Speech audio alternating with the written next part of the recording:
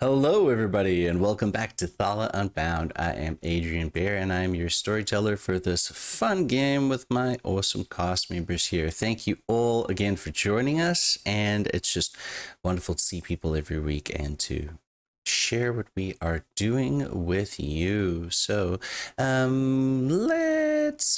let's see, who are we gonna dive into first today? We have all these beautiful people on screen.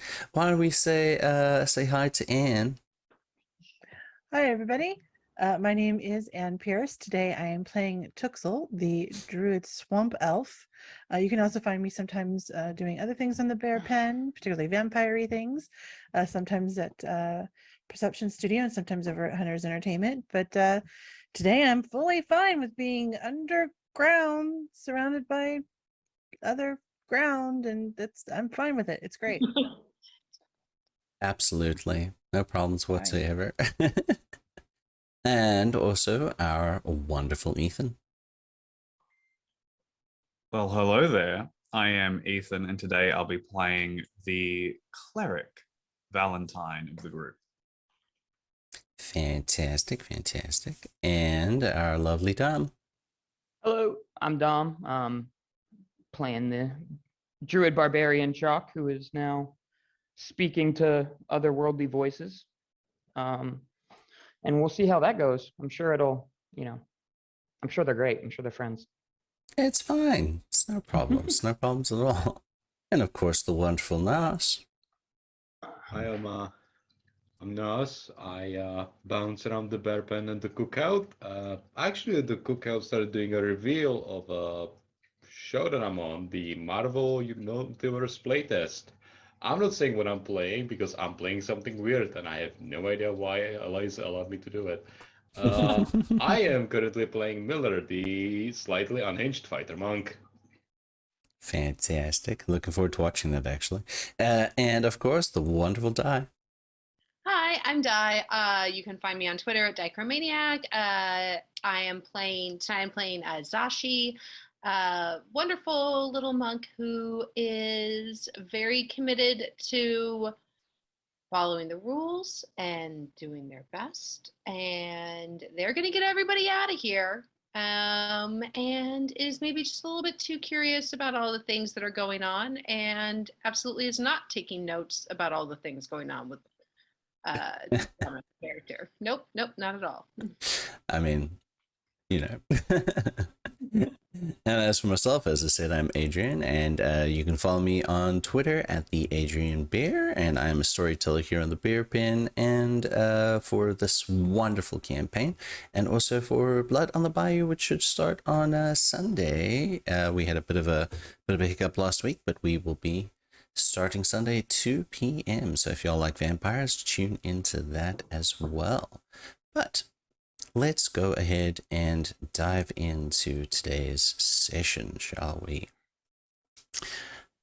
Our group of adventurers, as it were, the Unifiers, have made their way even further into this structure, which seems to be something created by the Illithid, a race which is non-native to Thala, but almost non-native really to any of the spheres. If you would believe their stories, they are the original controllers of the multiverse, but people say a lot of things at a lot of different times, so who knows what the real truth is.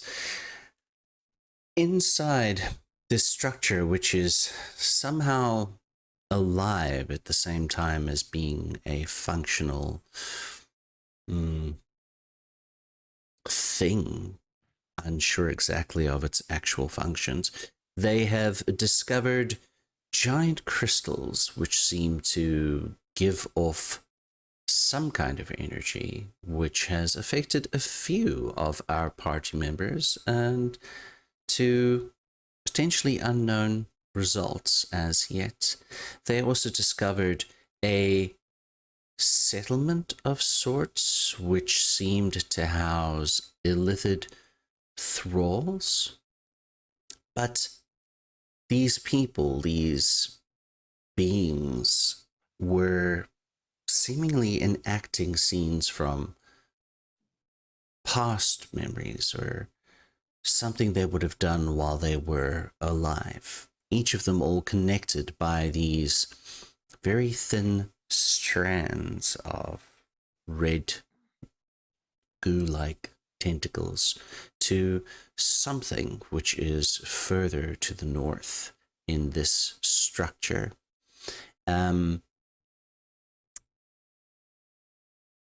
Many odd things have been discovered inside this structure as well. One of the most notable being a mural which seemed to tell the story of Thala itself, but in a way that is not told on Thala, as opposed to the creation mythology that has been taught and spread. It seems, according to this mural, that these beings, these illithid, somehow watched over the sphere at some stage, and the gods which are worshipped in these lands were depicted as having a battle with the overgod Oxala, which is very, very different to what is told.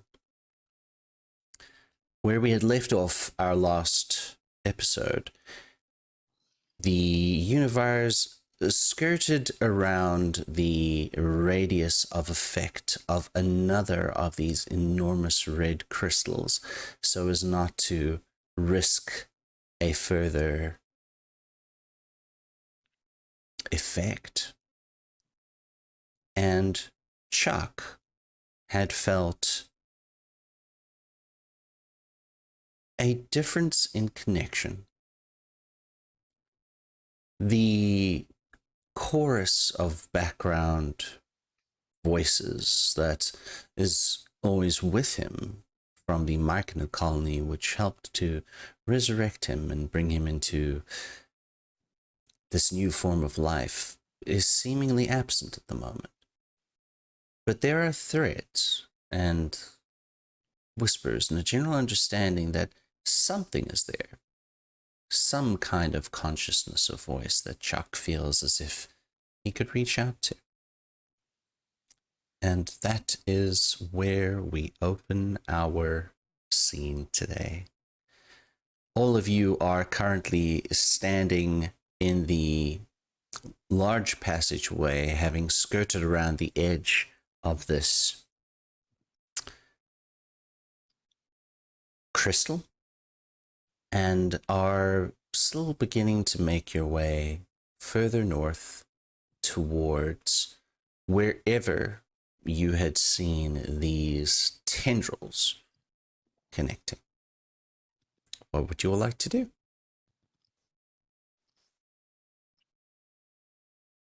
Oh, I'm going to still sort of keep an eye on Jacques, but looking at where we're at,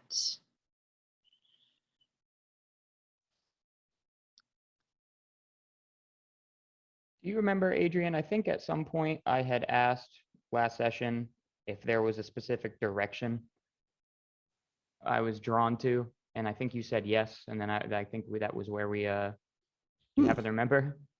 Indeed.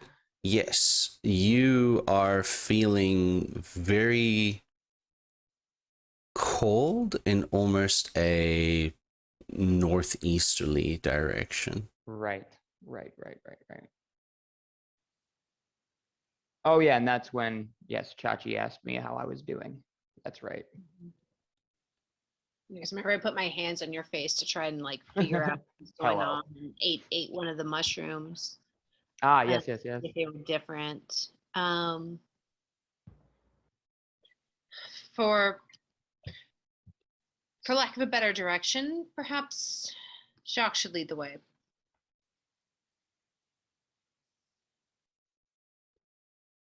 Onward. Has Shock told anybody else that they're feeling differently? I think Everybody knows? it's been kind of sussed out. I did think I mentioned there were voices, unfamiliar voices. Are there any tendrils going up to Chuck in any way? Ooh. You're welcome to make an investigation check if you like. Oh, I think I will. while would love while to. I strut and saunter towards the northeast. If Roll20 will let me do it, I would love to. Ooh, dice. Those are probably necessary. Oh, yeah. No, I'm distracted. That's a hot old 6. That's a- Not that you can pick out. Not that you can see.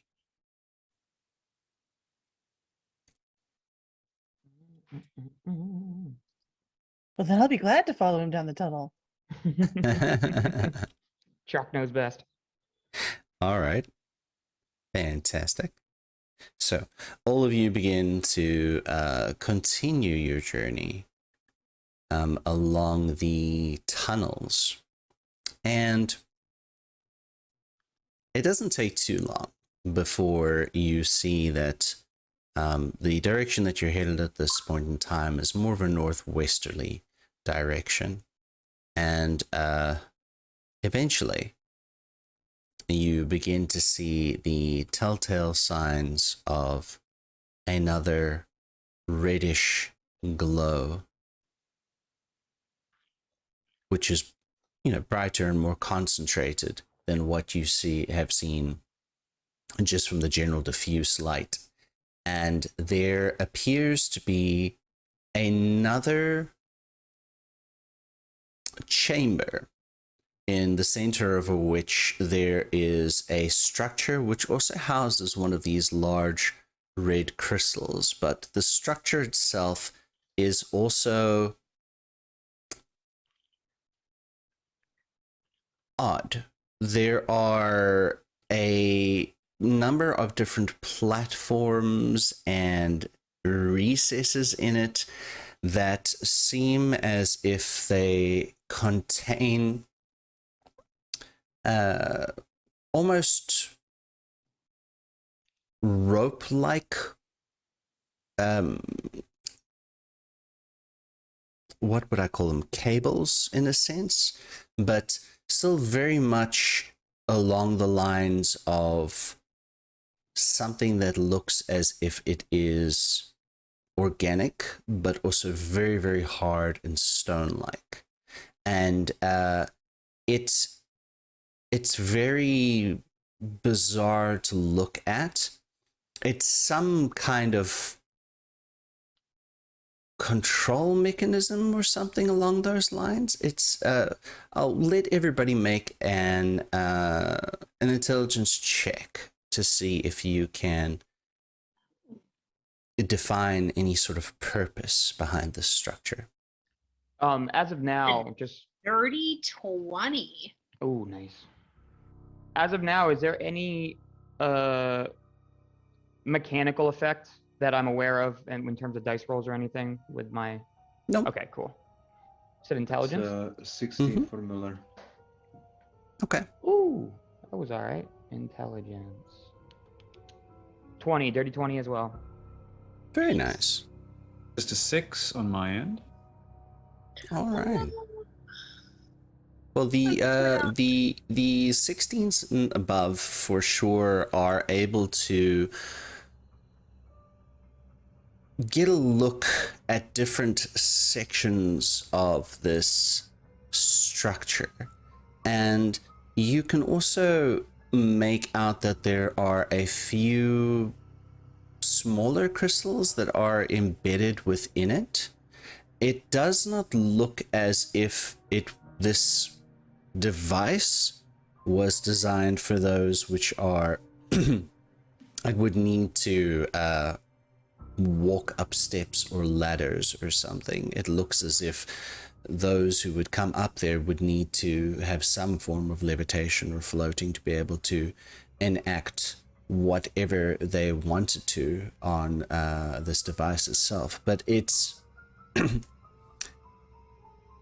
it's very unlike things you've seen before, but it looks as if it is some kind of almost technological device that you could operate. Its actual functions are very difficult to make out other than trial and error. The main reason for that being is because it is so very alien that you honestly just would have no real idea.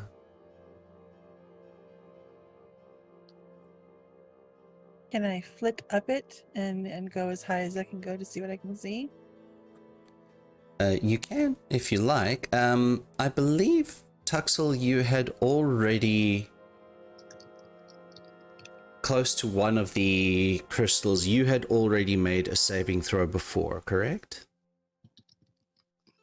I believe She so. may have. I believe so. I believe you had. As you begin to approach this large structure with all these different manner of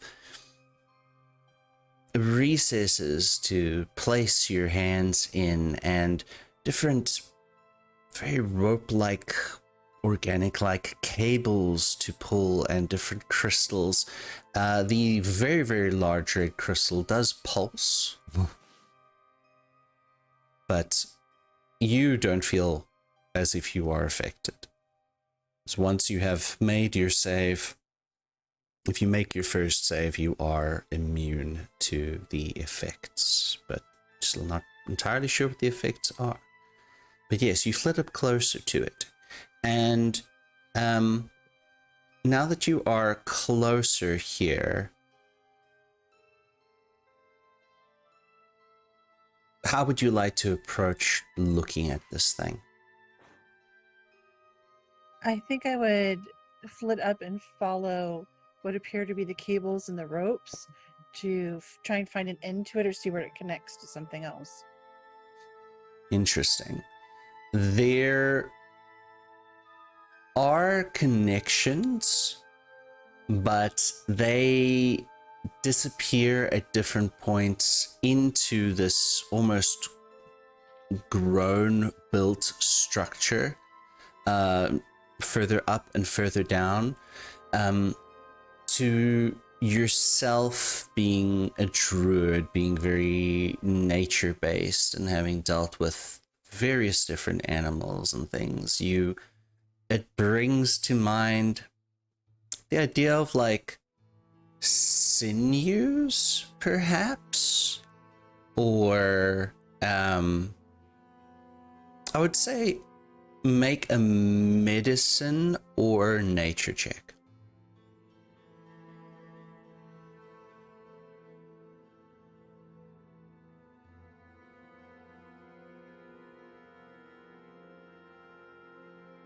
That's a 16 total.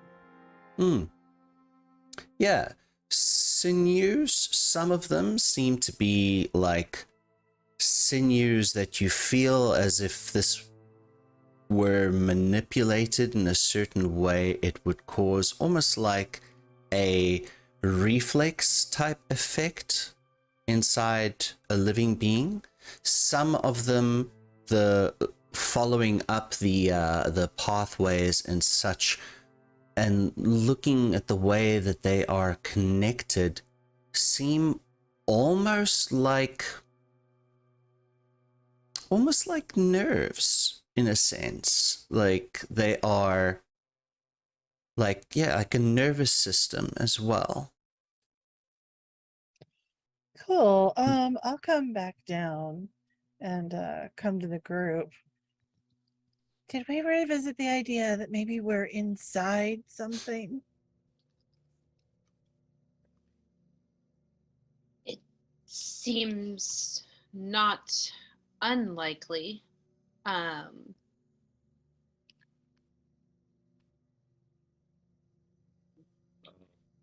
This in entire inside place something odd. dead, living, built. Yeah. I mean, I could go up there and tickle it and see if it sneezes, but I don't know if we want to do that. But I think we're inside something. Carrying around matchboxes doesn't seem like a bad idea.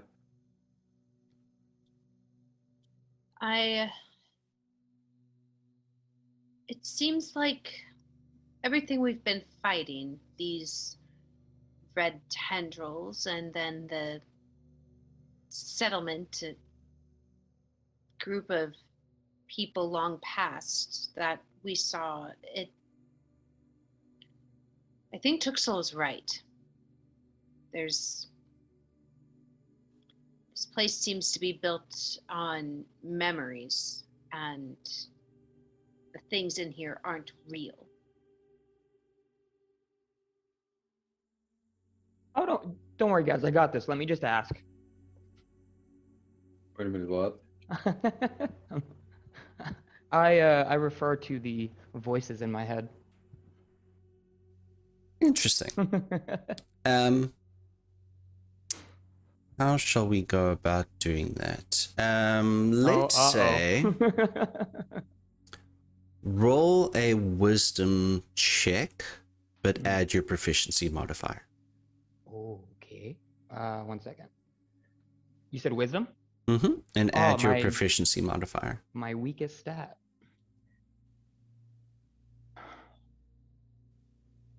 Where is? Oh, okay. 4. So whatever I get plus 6. Oh, 10. Not great. 10 Add- total? Yeah, 10 total. Okay.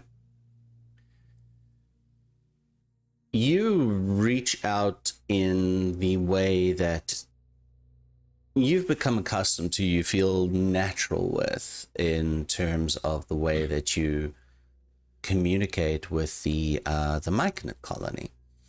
And there's definitely a connection there. But you feel at this point in time so many different voices. But it's difficult to really discern what comes from where. You feel that there are strong contradictory voices within whatever this is, this connection that you have inside you now.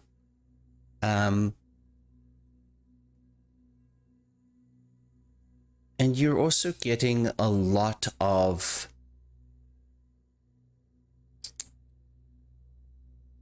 sort of a voice that you don't understand the language of quite yet.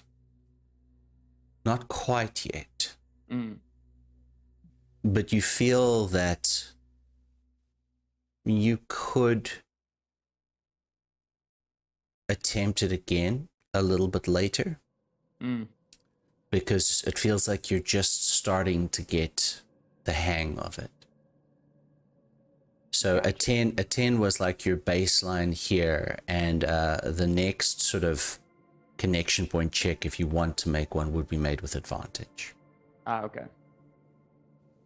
So I guess kind of holds his temples and then probably says something to the effect of I think a little more time with these runes in this language might.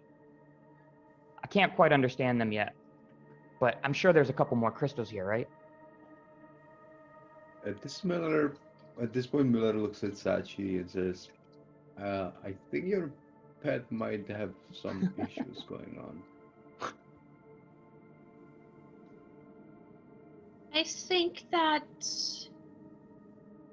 his connection to this place, this entity, is worth exploring for the knowledge it could give us. And it seems that it could be quite helpful. Need I remind you that this place liquefied 3 kids? Yes, and that was absolutely tragic and awful, and we're going to do our best to make it up to their families, but at this point, it seems like his connection is our best way out of here. can't just leave without solving this mystery. I mean, I could just burn it. Do we even know if that would work? We're gonna burn it with us inside it. No.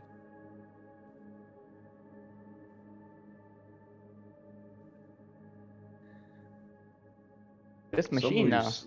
Some of you sciencey brain people really need to work on your empathy. There is the structure there in front of you, Chuck. That Tuxel had flitted around, and there is a giant crystal there. 1 second. Or you You're get gonna lick it. No, I'm not gonna look at this time. This one Okay. seems a lot more understandable how to work it. I think that's what we sussed out, that there would be some sort of mechanism. There are mechanisms indeed. So Chuck, you begin to approach this device, whatever this is, and About to find out. something in you has this understanding of, oh, we're not supposed to touch that, we're not allowed to, but they know what they're doing. If they want to run this place, they'll use it. Who is they? Like, no, not just like, are we talking about my party, or are we talking about the people who I know don't want me to touch it? The people who you know, Okay. you know that this isn't for your kind.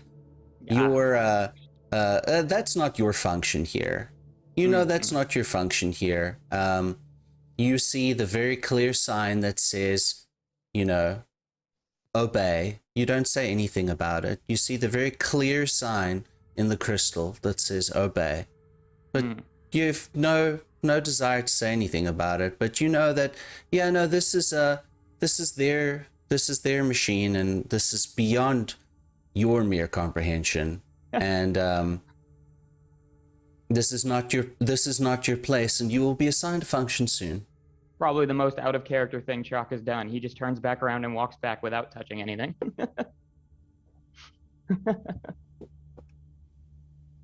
I don't think there's anything here for us. We should probably move northeasterly. Great.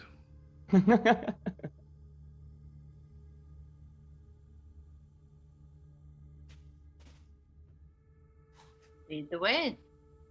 Boop, boop, boop. Moving on the map. Doot, doot, doot. All right. So, as you all begin to walk forward in this northeasterly direction, is there any particular marching order that you would like here, so you can adjust yourselves as you would like? You say Chalk is taking the lead. I would imagine.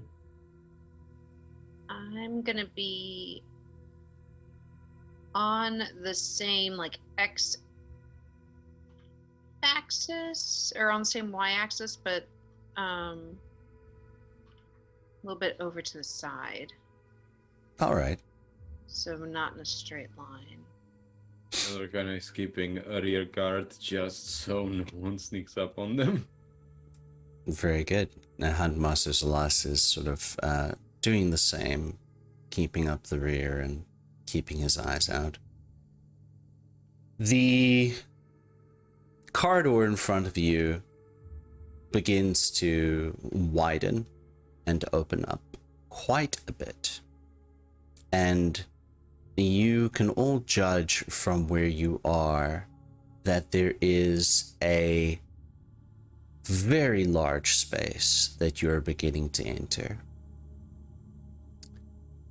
The air here has the strongest scent of that sulfury essence in the air that you have yet encountered in this place. It is almost unpleasantly overpowering. But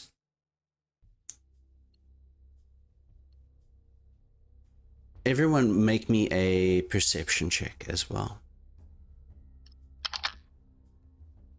Valentine, please make yours with advantage.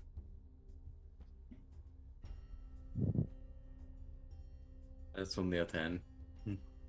18. 21. It's 10. a natural 20, making it 23. Very good. So, there currently is a general sort of hum about this place. Like the hum of almost electricity, as it were, or background machinery. There is that sort of hum around this place. But there is also the sound of almost like whispers coming through the air that you can just barely make out. Valentine in particular, with that natural 20, you really hone in on those whispers, and you can make out that the voice is feminine, and the whispers have a very recognizable cadence to you as one of the bringers. And even though you have your own particular set of doctrine that you follow according to the god that you follow, you are aware of the other prayers, aware of the other sermons, and are generally able to discern them. The whispers are prayers to Silat, whispered over and over in Celestial. And they are originating from the northeast.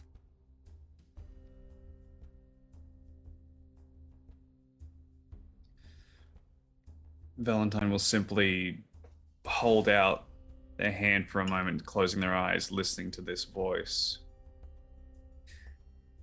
and simply say, "We're close." How can you tell? You can't hear that. No, should I? There's a hum, like a vibration. I can feel that. It's not a hum. Steel yourselves. Let's approach cautiously.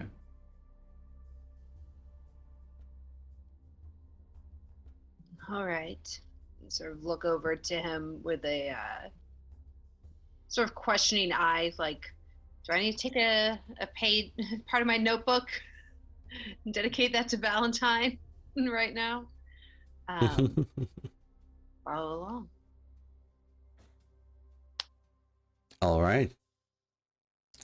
So, beginning to make your way further into this large, very large cavern, the light sources become very immediately visible to you. There are more crystalline structures, and also they seem to also contain perhaps some more of these devices, as it were. But also you can just barely make out in the distance a large, almost crater and depression, but there is a massive, absolutely massive crystal in the center of it.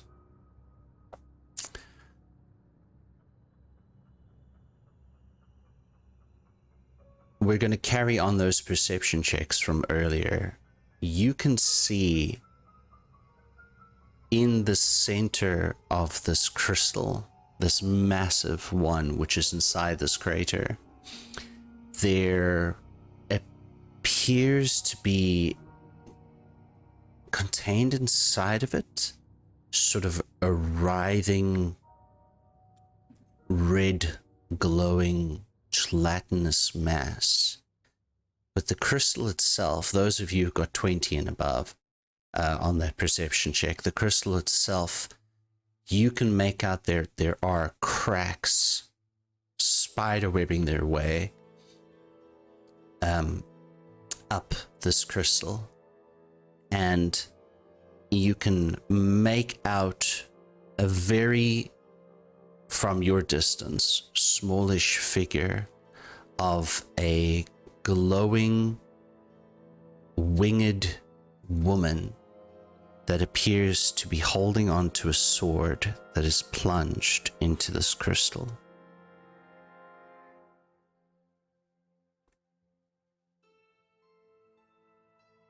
But you are quite far away from that at this point in time. You have made your way into this chamber enough to sort of see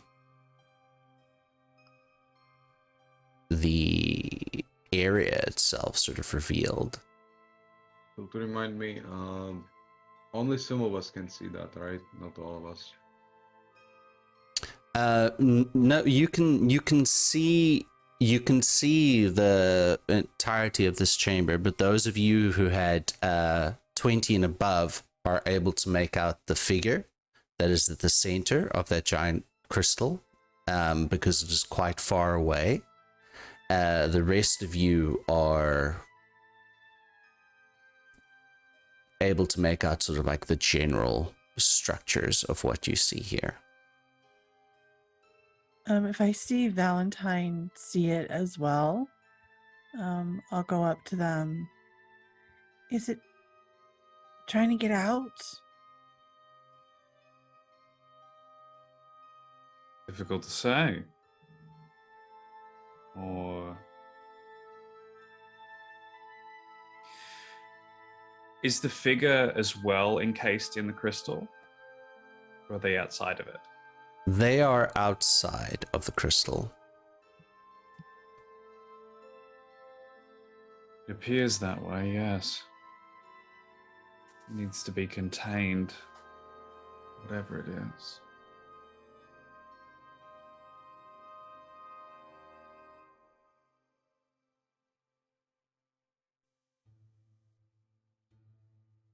Are there any tendrils leading to this? You can make out... What was your perception check again? Dirty 20. 21? I was 21. 21. You're still a bit far to be able to make that out. You would have to come closer to be able to see that, because you are all currently quite far away. You're all currently like 100 feet away from the center of this large area. Anne always asks the right questions. Let's prepare ourselves and approach. All together then? Hi. All together. I have so many people to introduce you to. Oh no, I don't like that at all. Many. Do they have names? I don't know yet. I assume no. Great. I don't like that. And what Valentine was saying. I'm just gonna prep an acid arrow. I'm just, he said get ready, so I'm just gonna prep that.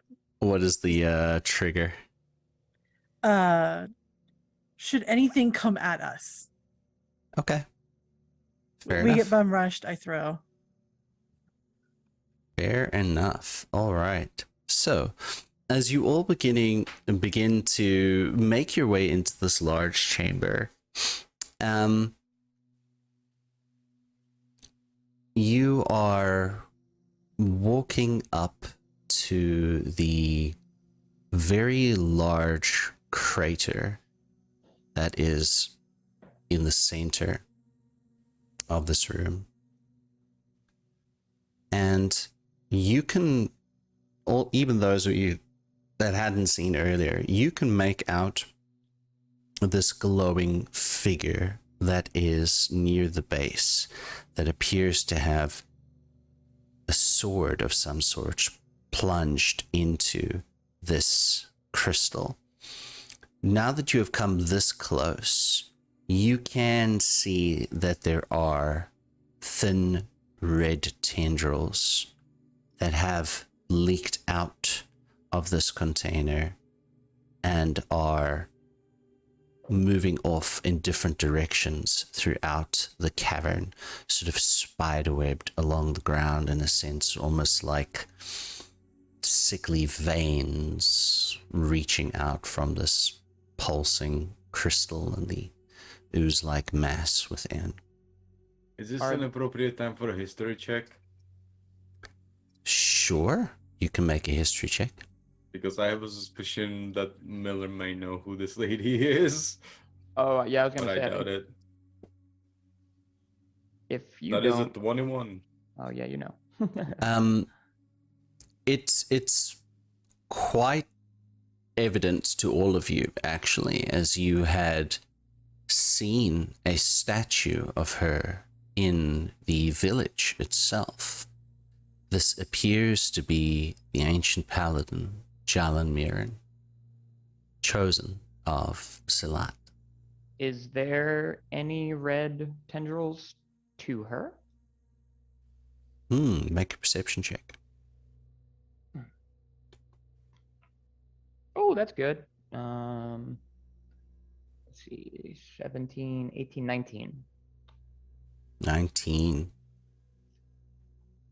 There are indeed. Oof. So this figure, this statue of this revered paladin, It's not a statue. it's not a statue. Yep. Oh Okay. no. And now that you have all come this close, you can hear the words been spoken. Any of you who are able to, any of you that speak Celestial would hear the prayers being uttered and the concentration being given here. I will also let anyone who would like to make a nature or survival check at this point in time. Survival. And 22. Survival. Nat Okay. 2026. That's a dirty 20. 17. very nice. Very nice. I don't like it in here. All of you rolled very well. This crater, judging by the way that it is shaped, you judge that at some time it was definitely filled with a lot of liquid of some kind.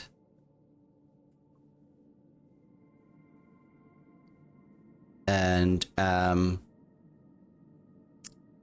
with the natural 20, the liquid, just based on the pattern of, I guess maybe erosion or something along those lines, it wouldn't have been like just water. It would have been something more viscous.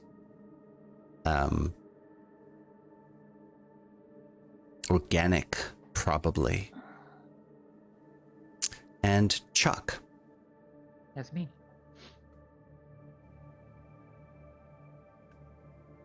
The voices that you had been hearing before, roll that wisdom check and add your proficiency bonus again, but with advantage. Okay. Oh wow. Yeah, that's pretty high. Give me a second here. 5, 6, so 25. 25. You hear clear as day a very defined set of voices within your head. Monotone, but all clear of purpose.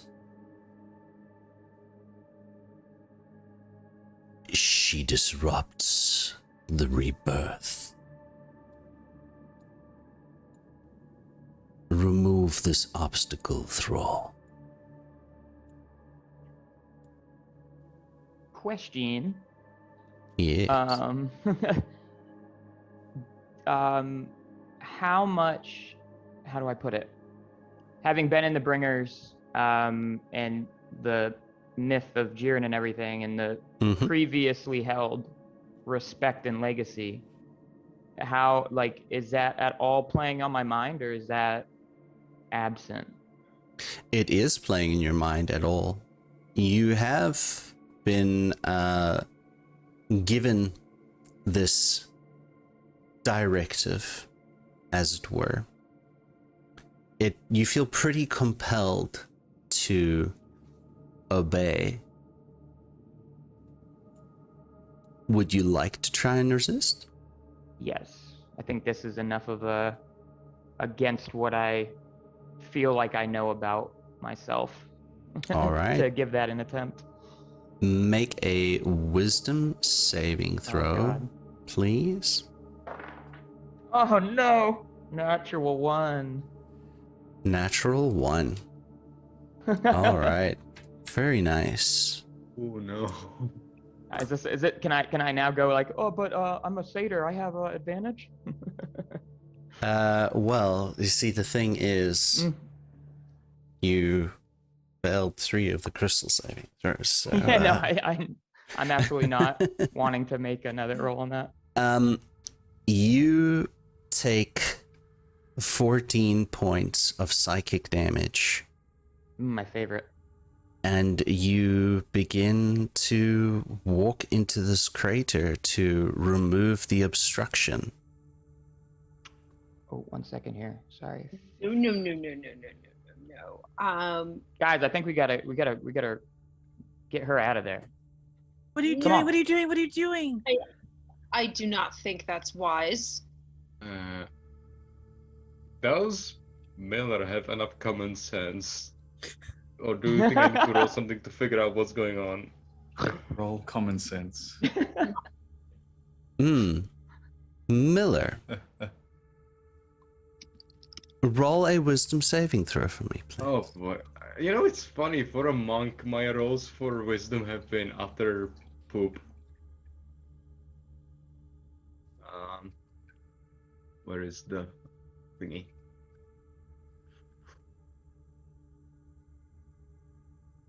Your Wait, no, DC that's not a saving throw. That's just a check. Hold on.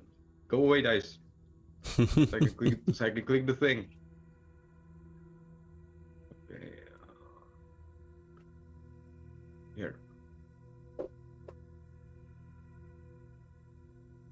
That's a 19. Oh, A my heart. 19. For a moment, you feel compelled to go along with Chuck's idea. And then you seem to shake yourself out of it. Miller is just like, I have my own voices, fuck off. So you have the, in terms of the common sense thing, what were you going for here?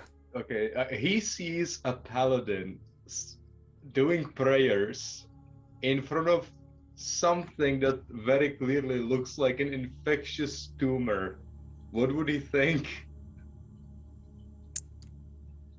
You rolled that history check earlier. Yep. You know the stories as well of the Paladin Jalan Meeran, who, upon the site of this village that you had visited, was said to have defeated some ancient evil that cost her her life, and she was not seen again. So, would it fair to say for Miller to assume that she's trying to contain whatever the dangly thingy is? The dingle dangle. Yeah, that's a fair assumption. Yeah, Miller actually speaks up and says, I think she's trying to contain it, not help it. Oh, I know. Even heroes fall sometimes. We have to stop her. Do you know what contain means? Oh, Valentine's already given a big sigh and is unraveling his sword out of its bandage. Miller's just like, okay then.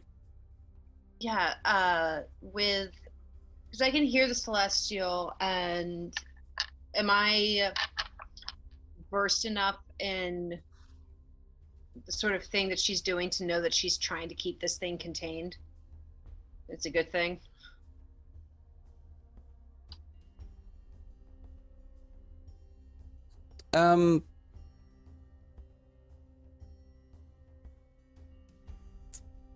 Let's say you can make an Arcana or Religion check. Yeah. Well, it's a natural one. I switched dice. Should have done that. That's the one that was being Back nice to me. jail. It's entirely possible, but you know this is not your form of expertise. So it's a possibility, but you don't have enough data. Right now, you're Joe Rogan. It's entirely possible. Why would you? No. The worst natural one. Absolutely not. Listen, I don't. Jacques, just wait. Before you do anything, let's investigate this a bit more. You don't know what it is. I don't know what it is. We don't want to hurt anyone else. Adrian, is there any conceptualization of how long ago this was supposed to have happened, like her disappearance in the battle? Indeed, yes. This happened roughly 1,000 years ago. Okay, so don't you think 1,000 years has been enough? I think 1,000. Enough for what, buddy? Oh God, I don't know what the answer to that question is. 1,000 years might be not enough. Oh wait, what was Means that we're going to unleash something terrible on this world. 1,000 years might be too short. was the phrase rebirth? Is that what you said, Adrian? Or that's what the voice said? Indeed. Oh, now I forgot what was said. Yeah, but you know, the rebirth, 1,000 years has been far too long. So, Could you at imagine? this point, Miller looks at Sachi. What do we do? We need to find out more about what's going on Chuck, before you take another 8 points of psychic damage as you have not fulfilled the directive. Oof. Uh, I wince. Come on, guys. We need to go now. I put myself between Chuck and the crystal, Oh no. Talk as if I'm Alright. gonna hold him back. Like I'm facing him, like looking right at him. I put myself physically between him and the crystal. Even you? Et tu, Tuxel? Tuxel. I think Shashi is right. If it's been 1,000 years, what can 10 more minutes do? I'd love to go with you, but I rolled a 1 here. I gotta move forward. I will physically try to stop him. How would you like I to go am about not doing strong, that? but I swore that I would do everything I could to protect Chalk, so Are you going to try and grapple him, or? I would probably, if I'm facing him, probably try and grab him by the shoulders and using my wings, like try and push him back to the back of the group. Okay, I will say we'll make that an athletics check, so contested athletics. Oh gosh. I have a Valentine's -1. gonna cast guidance in the way that he's going to grab Chuck by the scruff of the neck and start pulling them back. So it's an extra D4. Okay. Alternatively, Yes. Miller is gonna walk over and kick him in the nuts with a stunning strike. Prepped up. Oh, so I got a natural 1. It's a total of 14. A total Plus of 4. 14. Mm-hmm. That's So the that was plus yeah, 4. that was with the plus. All right. Because I have a disadvantage in athletic checks. So, Miller, if you do intend to try and stunning strike Chuck, I'm going to need you to make a wisdom saving throw for me, please. Oh boy. Again? Again. Wisdom. That is a natural 20. R.I.P. Chuck's gonads.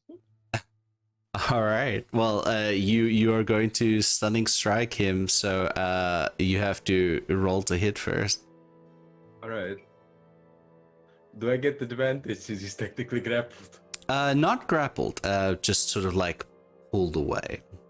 Alright. I'm doing the shove action, Yeah. technically. Yeah. That's only a 17. What's your armor class, Chuck? Do I have a shield? I assume I have my shield, so 19, unfortunately. So that The does meme is not dead. hit, but You did hit solid steel. yeah. You have been sort of pushed away, and as Miller comes and attempts to stun you,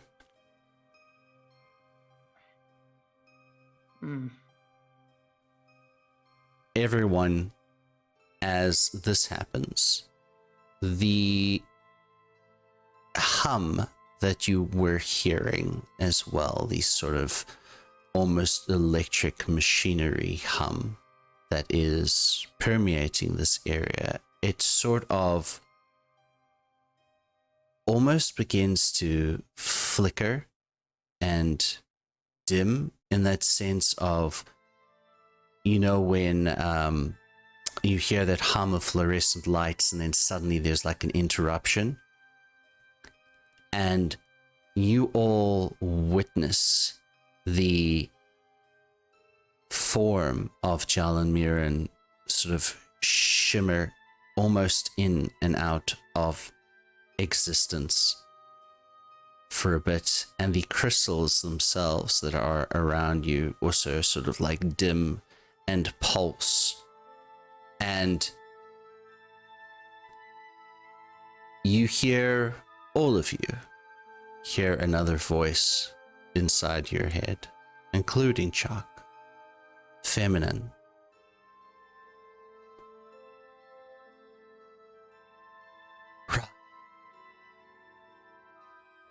As the form of the paladin disappears for a moment, and the sword is still very much inside the container of the crystal, but tendrils begin to spill out of the container, and materializing where they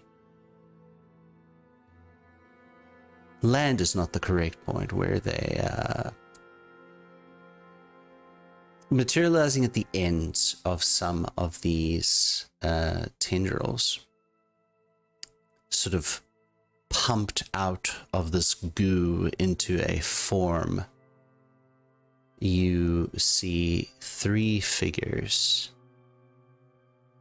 emerge.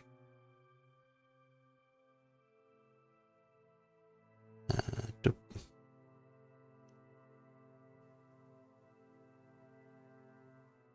Boop. As 3 very different looking from each other illithid seem to have sprouted from these tendrils that have formed. And you hear another voice inside your head, Chuck. The rebirth must commence. Oh, yeah. And Tuxel, you were holding an action in case something happened, but you did take an action Correct. of shoving, so that held Correct. action no longer applies. Correct. Yes. So at this point in time, we will have all of you please go ahead and roll some initiative for me. Time for some Oh, calamari. Likes me. 21. That's 23. And what about with advantage? All right, let me. Okay. So Shashi, 2023. Yes, an 8. No, it was 18 plus 3, so that's a 21. 21. Okay. I got a 23. That was Okay. mine, I'm sorry. Miller, 21. Not 23. Oh, gosh, I'm mixing them up myself now. I got a 20. 20.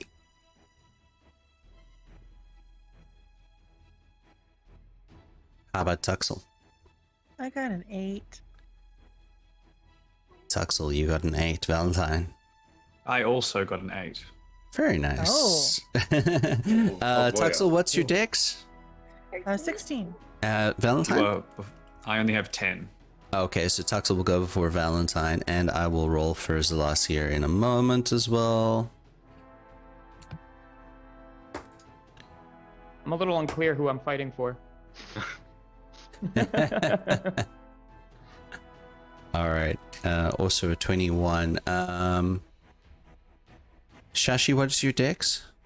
My dex is a 17. Okay, so Celeste will go before you. Let me roll for the things. The thing. Oh boy.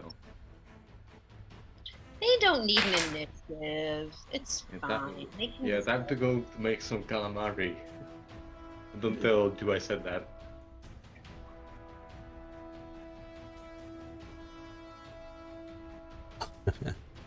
Can make some calamari.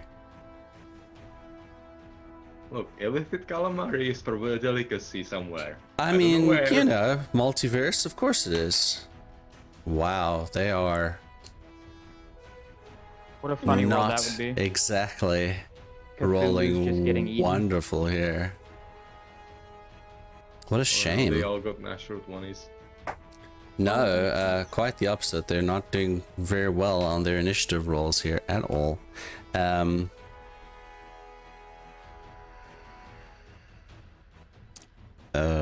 What was that?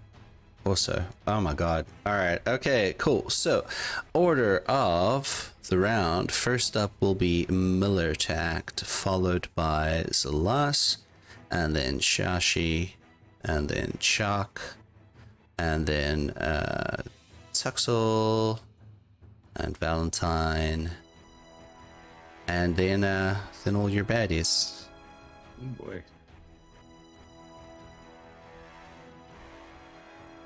All right, so these creatures have just appeared in front of you. What would you like to do, Miller?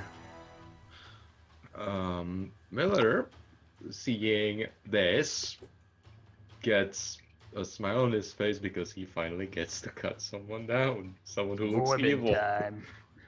Yep. He's gonna go and do a stabby at the closest one, which I assume is this one. That's the technical term. Stabby. Yes, the one that has manifested right close to your group next to Chalk. You see that all of these figures are sort of levitating off the ground. This one in particular, it has very intricate designs in its robe. Its actual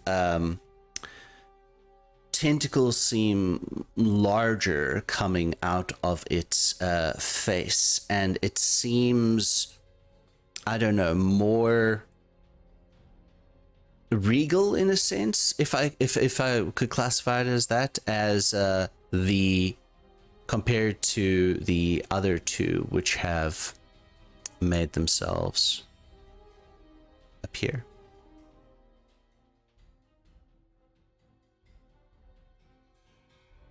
So, it's stabbing time. alrighty. So, Okay. you are going to go ahead and take an attack on it. That's a 16. I'm assuming that doesn't hit. 16. It would hit. However, it is going to use a reaction. Chuck, you feel your body moving without even knowing it to bring up your shield in front of Miller. Has used this reaction this turn to control Thrall. Right. But you have other attacks. Yes. So, Miller just kind of looks at Chuck. My eyes are wide. He's like, You didn't even Oh. realize it was happening, Chuck. he looks at him. It's like, Sashi, you have a problem, and he moves past Chuck, and he's gonna try to stab at the Illithid. All right. So go ahead and And, make your attack. 24. 24. That does hit. Okay, so that was the extra attack. That would be a 10, but I'm gonna do a flurry of blows because Miller doesn't like this octopus. Speciesist. Hey, it mind controlled a co-worker, okay? Yeah, fair enough. Okay, so that's the first one. That's a 24, and the second one is a 23. I think both hit. They all hit? Yes. All right, go ahead and roll your damage for that. Okay, so first one is only a 6, and the second one is also a 6, so that's 12 plus 10, that's 22 points of damage. 22 points of damage. All right, as you... And you are attacking it with your sword, and then I'm guessing with your fist, and then, right? like, just elbowing it, kneeing it, going ham. Fantastic. Anything else? I'm gonna save my reaction for other toys that I have. Alrighty, so next up on the list is Huntmaster Zalas, and he is where at this point in time? He is near the back, so Zalas is going to...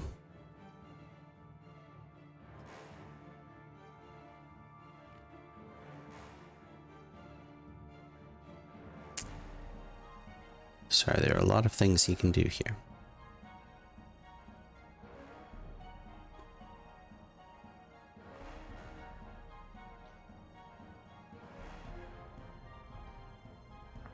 Where is that thing?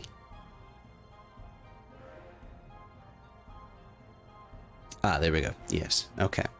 So, he is going to attack this, the same one that you have been attacking here, Miller, but he is going to use his, gosh, am I on the wrong layer? Give me tokens. He is going to use his action before he attacks. You see Tuxel just behind you. He vanishes and reappears right here. And then he is going to take in his 2 attacks. He pulls out his pistols and is going to fire on this one here. And as a bonus action, he will use his planar warrior effect here, which if the weapons hit, they'll take additional 2d8 force damage from the attack. So let's go ahead and see what he gets.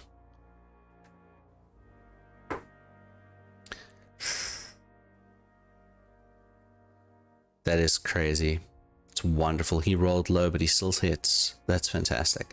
All right, so he pulls out these 2 pistols and shoots off the both of them in succession, and this creature's going to take a fair amount of damage here. I need more d6s.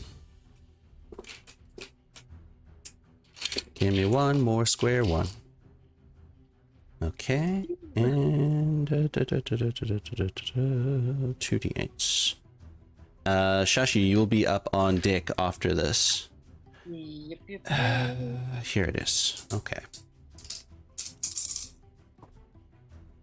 All right. Oh, that's very good.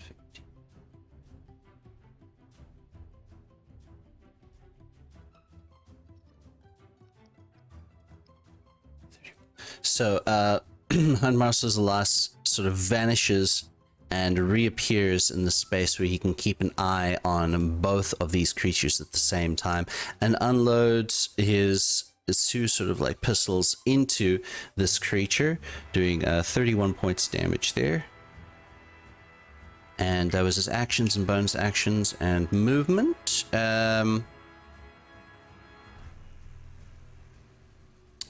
That's him. Shashi, it's your go. All right. I am going to move myself to get a little bit closer to this dude, and we're gonna do the monk special. We're gonna do our 2 attacks and see where we're at. Let's see. Oh, nice. So that is first attack is a 18 plus 7 is a 25. Yeah. That hits. Okay. It's a 6 points of damage for that one. And then what I would also like to do for my second attack, it's a natural 20. Oh. And so I'd like to spend a key point to do Hand of Harm. Alrighty. Add an extra. Oh wait, hold on. I don't need to spend the key point for that. So that's going to be 2d8 plus 6 base. No, yeah, because it's 1d8 plus 3 for my regular attack, and then it's 1d8 plus 3 extra necrotic damage. That's going to be 2d8 plus 6, right? Am I reading that right? I think so. Is there any save for that Hand of Harm, or is it just on a hit? It just says when you hit a creature with the unarmed strike, Nice. you can use Hand of. Oh, I'm sorry. Nope. You know what? I am going to use that right now and use the key point for it, because that would have been with a flurry of blows. Okay. But I said I was going to do it here, so I'm going to spend the key point, and I'm All not right. going to do like that. So I will spend that key point. Let me do my 2d8.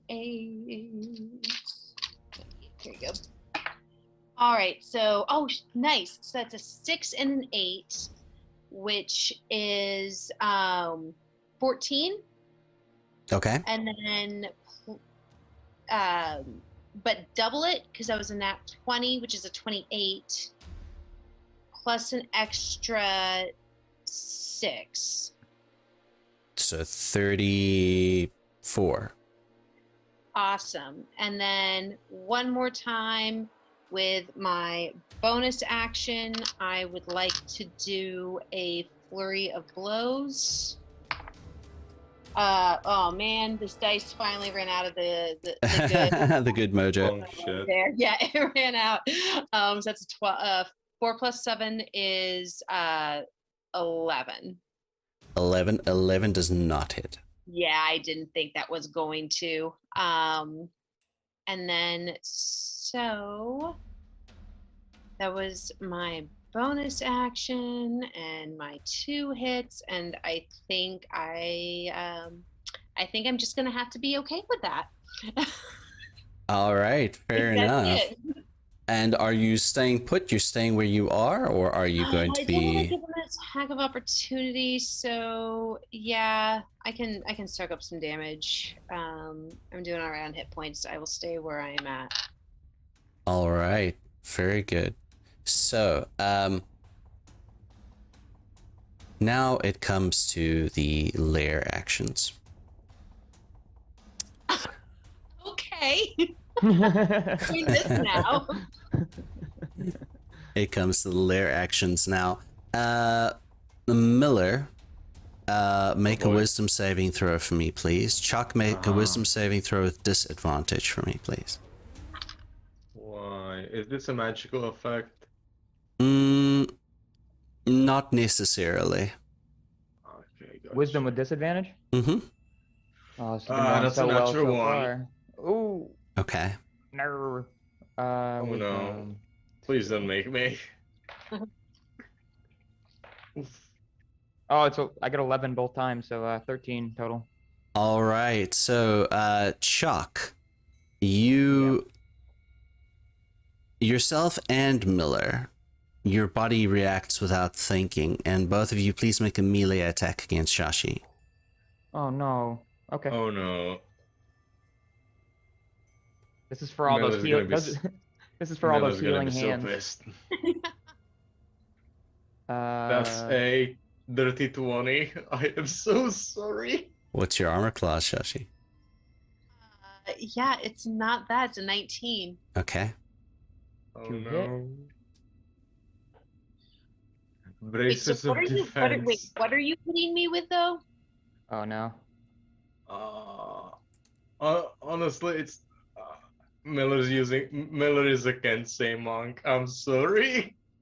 Yeah, this is just you're not inclined to Go all whatever. out. It's just like you have your weapon and you hit. You know what I mean?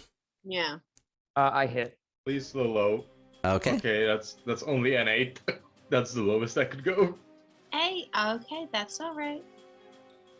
I accept this. Zashi forgives you. But Alright. the second it happens, Miller looks so pissed. And Chuck, Okay. what was that damage there? 3 plus 4 plus 2, so 6, 9. 9 points damage from Chuck. All right, your friends, Shashi, after you have given this fair amount of damage to this creature here, they, without thinking, without moving their bodies of their own accord, turn and slam into you with their weapons. Can I recognize that this is not them, that this is something awful happening? You recognize that it is almost like someone has marionetted them. Okay. So, yeah, I would say there's probably a look of, what the fuck did I just do, in both of their eyes. But it is now Chuck's turn. I had a question, Yes. which is, correct me if I'm wrong, the original directive was to remove Paladin Jalan. Yes? Was that the wording? Yes. And with her body now not there, is that like how is that compelling? Like I'm not sure. You haven't received an additional directive just yet.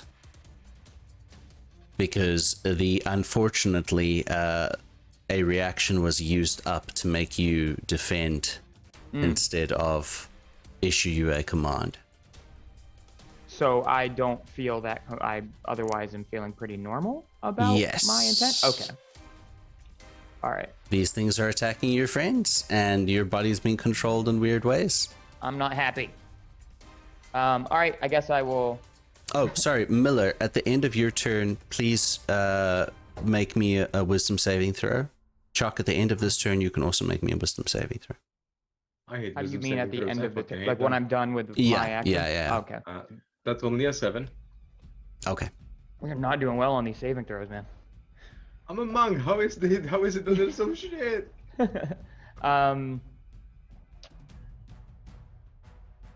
I guess with some sort of idea that I'm being marionetted, I would want to take out my rage on this here You would like to rage. boy. Let me think a minute, though. That might not be. Could you clarify this for me? Yes. How I always ended up doing it was doing my symbiotic entity and then doing my rage. Okay. If I'm raged, but not necessarily, and then the next turn, am I able to then do like a wild shape essentially? Or when I'm You would enraged have to wild shape first. first? Okay. I believe you would have to wild shape first. I'm not sure. Yeah, I wasn't sure. I've looked it up a couple times, but the answer didn't seem quite clear. All right. So, do I fuck around and find out? Sorry, let me just look at my spells real quick. There is only No. one way to know. Yeah, I guess I will then. Oh, I could regret this so bad. Okay, my turn will be symbiotic entitying and then raging. So Okay. That is my turn. The symbiotic entity, that is, they have to make some kind of 4. save at some... So symbiotic entity, they would have to do that anyways, but symbiotic entity, while it's active, makes it double the damage. Okay. But basically, I have a reaction where if anybody either enters my space or is in my space at the start of their turn, they do the save. Very nice. Sorry, Very at the nice. start or end of their turn, not mine. At the end of their turn. Okay. Yep. So that's all. That's all for me this turn. Oh, and then I have to do a wisdom saving throw? Yes, please. Come on, dude, just once. Come on. Oh, that's probably still not enough. 14, 15, 16. Not quite. Sorry. Unfortunately, your DC is higher because you Yep. got 3 strikes. Miller did not get 3 strikes. You only got 2. All right, so Chuck, that is your turn. That has. What about the messed up? Or is that just like to see if I break it? Like, Yeah. does anything happen? Oh, okay. I didn't know if Yeah. I got damage or something. Nope, Cool. no damage. No damage. You are not resisting any commands or anything as yet. So, Tuxel, it is your go. And then, Valentine, you are up after Tuxel. I'm gonna stay directly in front of Shock, just a little bit off the ground. Again, facing him with my back to the crystal, and look in his eyes. This is not you. And take a little piece of feldspar out of my pouch and flick it. So, just a question. So you Yes. are in front of Chuck. in Yeah, front of him. she wasn't able to move her token earlier. Yeah, I couldn't move it. I'm Oh, alone weird. there. Well, she's on her iPad. Ah, okay. All right. So you are in front of Chuck. Okay. Mhm. All right. So sorry. Repeat what you just said. I'm gonna stay in front of him, take a piece of feldspar out of my pouch, and cast the 5th level moonbeam at the creature closest to us. And it is a shape changer, so it has a disadvantage on its saving throw, which is a con 14. All right. Boom, boom, boom, boom, boom, boom, boom, boom, boom, boom, boom. All right. So, let's see. All right. What happens? It fails that save. It fails. Okay, so I roll a lot of damage. Hold on. However, it is going to use a legendary resistance to choose to succeed. Okay, cool. I'm just gonna leave the moonbeam there and gasp. Oh no. And yeah, that's my turn. I believe it still takes damage though, right? It'll take If it- half damage. Oh. Okay, so let me go back. Sorry, I'm freezing. That's not great. Let me try it this way.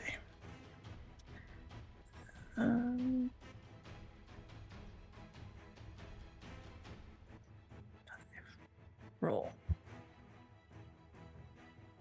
Oh no. There it goes. Oh, come on. That's 5d10s with a total of 14 damage. 14 damage, so it takes half of that. All right. Boo. I tried. That's 7, right? Smart move. 2. Okay. Oh, but it has to come out of its shape, right? If fail? it fails. If it fails. Okay. I'm going to keep moving that thing around then. Yeah. All right. So you summon the lights of the auroras into this chamber, and it does light up this creature, and you hear this sort of like as the thing recoils a bit, but there is no shifting back into its original gooiness. Are you staying where you are, or are you going to move a little bit? I'm going to stay right where I am, and if he moves, I move. I'm not letting him get anywhere near that thing. Alrighty, excellent. Valentine, you are up. Okay, Valentine is going to fully unsheath their sword, draw their shield, and start running straight past everyone 30 feet.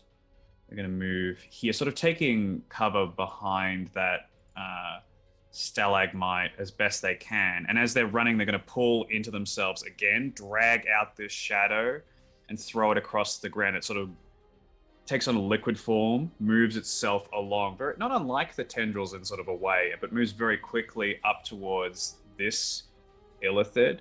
It's going to be a casting of 3rd level spiritual weapon, and the so it's a 60 feet range. It appears next to the creature as this large scythe for cutting grass down, and it starts to slowly spin faster and faster and faster. And it's going to attack the creature. All right. It's a dirty 20. That does hit. So it is 2d8 radiant damage plus 3 because it's my wisdom modifier. So that's 16 damage. Sorry, force. It's force is spiritual weapon. 16. 16. That's my bonus action. And then as my action, I'm going to then cast Toll the Dead. And now that it has less health, it's 3d12 if it fails a wisdom saving throw. The DC is 16 for the wisdom save. Okay. If it succeeds, it takes no damage. Okay. Wisdom save, you say? Yep, 16. Just makes it. It takes no damage. He takes his cover behind the stalagmite and starts ringing the bell, but the sound probably doesn't quite reach the creature. And he's going to end his turn there. Alrighty, so it is now that very same illithid that has appeared, well, that your spiritual scythe has appeared next to. What would it like to do?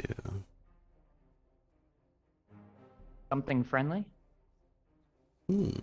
Sure, yeah. It's totally gonna do something friendly. It's hugs and cuddles He's all like, around. We're not all the same, guys. We are not the same. All right, that is wonderful, actually. Yeah. All right. I would like everybody to make a saving throw for me, please. Please make me a DC 15 intelligence saving throw as this illithid puts its hands up to its head and sort of opens its eyes, very Dragon Ball Z style, and a blast of psychic energy emerges out of it in a 60-foot cone. Hey, That's DM, I have advantage on intelligence saves against magic. Would this count? That's a 6. No. This is not magic. This is psionics. I have advantage against spells cast by creatures within 5 feet of me. It's not a spell. Ah, fine. All right. I only got a 10. A 10. All right, so Shashi, fail. Miller, fail. I I passed. have 15. Chalk, pass. Tuxel, pass. If I'm within range, it's a 17. Pass. Fucking All my right. players. So, Tuxel and Miller, you are stunned. And you take 22 points of psychic damage. Everyone else, you are not stunned, but you take 11 points of psychic damage. So I take 22 points of psychic damage. You do How much damage? indeed. 22 points of psychic damage if you missed hitting 15, and you will be stunned. But at the end of your turn, you can make a saving throw to end that success. But 11 points if you made the save and you were not stunned. Is it on 15 or 15 and 15 is a save, so Oh, okay, you're then I'm fine, okay. Tuxel. All right. Do I have the thing? No, I don't. Have the That is its turn. It is now the one that has thus far been untouched. It is the illithid that is further away from you all to a more easterly direction, and you would see that it is beginning to sort of crackle with an arcane energy. And it is going to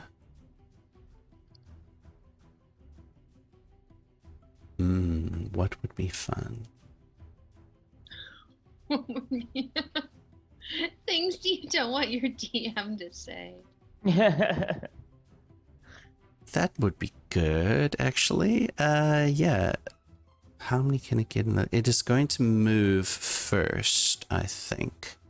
What is this movement? Yes, it begins to move to hover over the center.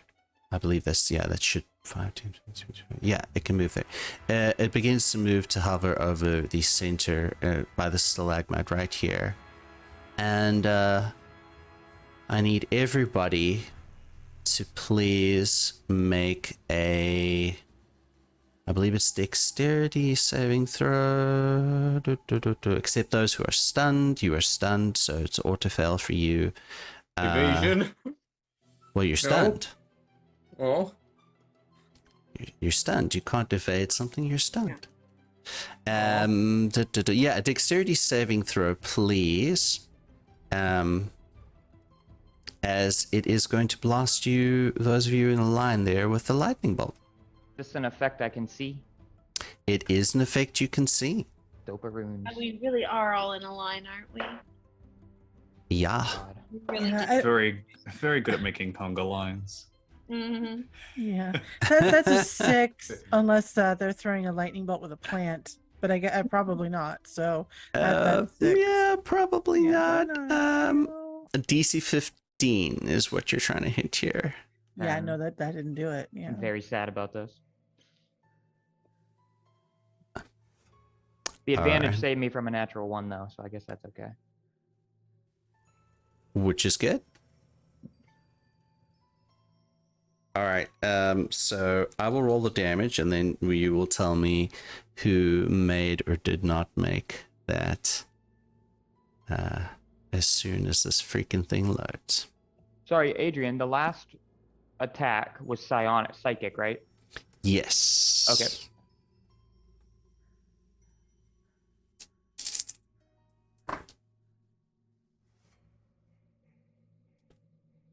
This is not the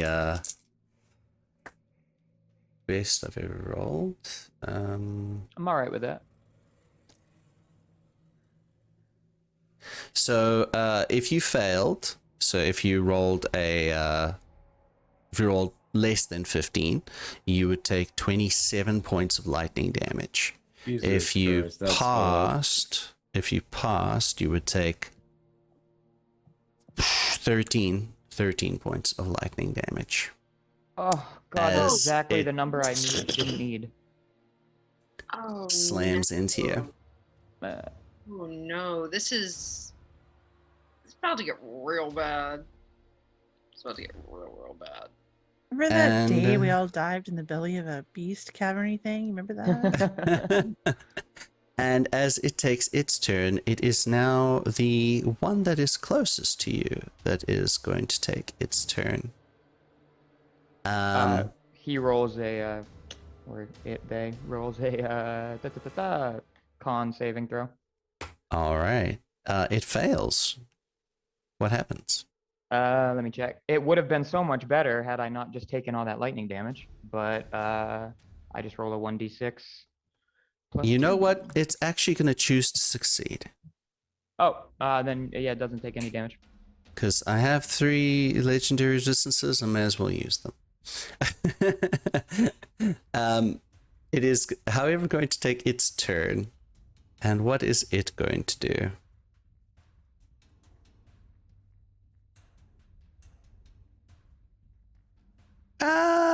Yeah. Yeah, why not? Why not?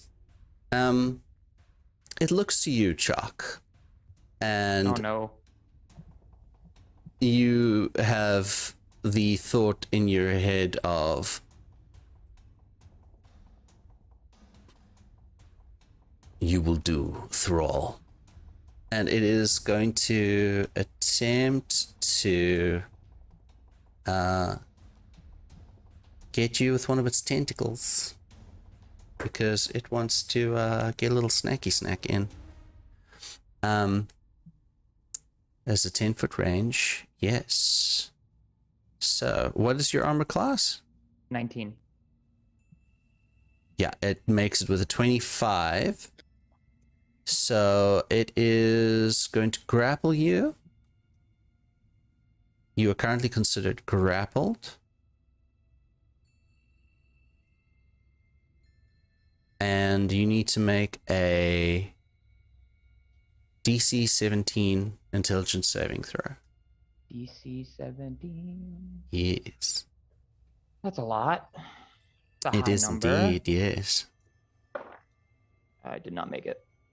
You did not make it. You are also currently stunned as it grapples Ah, you fuck and off. begins to pull itself closer to get ready for its next Just wants a kiss. meal, shall we say. We're back at the top of the round with Miller, who was stunned, and you can make a DC 15 intelligence saving throw to see if you're still stunned.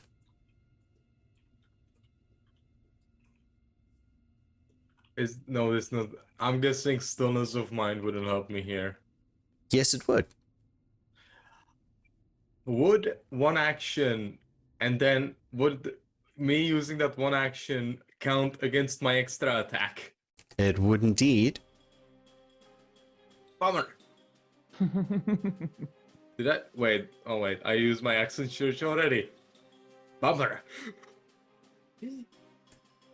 So you can save the stillness of mind, or you can just try and make the save, but it's the same thing at the end of the day. Stillness of mind would at least guarantee that you're no longer stunned. Do I want to risk it? No, I don't. I'm gonna use a key point to get a stillness of mind. Fantastic. Yeah, you come out of the stun after taking a hefty chunk of lightning damage, and alternate suggestion, do I still have my bonus action? you have your movement, but that is actually read the wording on stillness of mind.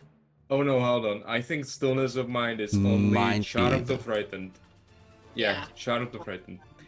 Bummer. Only charm to frighten. Okay, so try and make that saving throw then. That's a trifecta of bummer. I don't like this. So no on the saving throw. That's 5. You are still stunned. All right, so retract all of those statements. You are still stunned.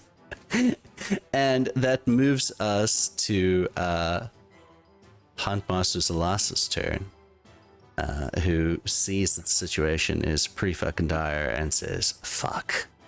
And is going to try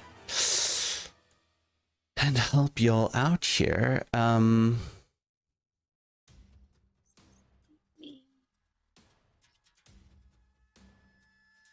What would be a good thing?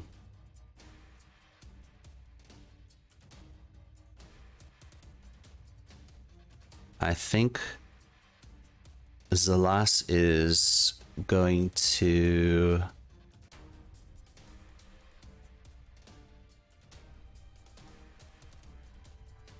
that would make sense, I think. Actually, that would make sense. You see, those of you who are not stunned, Zalas quickly puts his two pistols away, and then pulls out sort of a very intricate looking short sword, which you don't really see him use often. And instead of attacking with it, he sort of holds it to his chest for a second, and then mutters a few words. And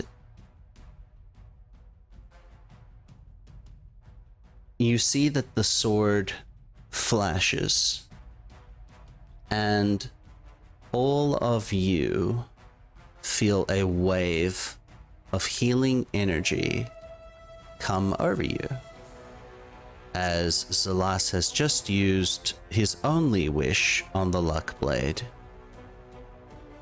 to help you out.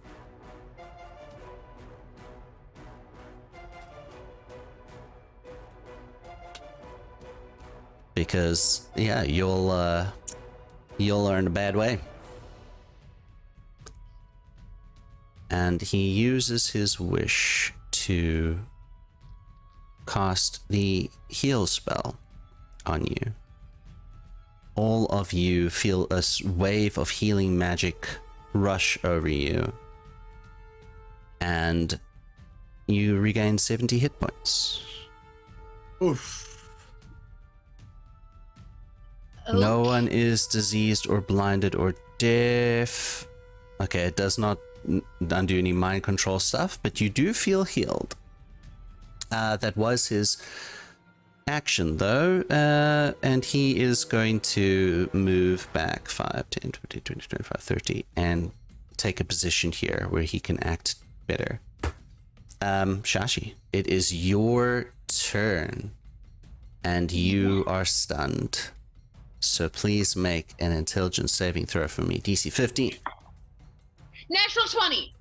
Ah, yeah. With a natural 20, you get to act this turn. Fantastic. Yeah, so that bright energy coming off of the Huntmaster's blade washes up and over me and up through my feet, and you can see the shifting pattern of scales on Zashi's body glow and shift, and the dragon mark on their hand is going to glow brightly and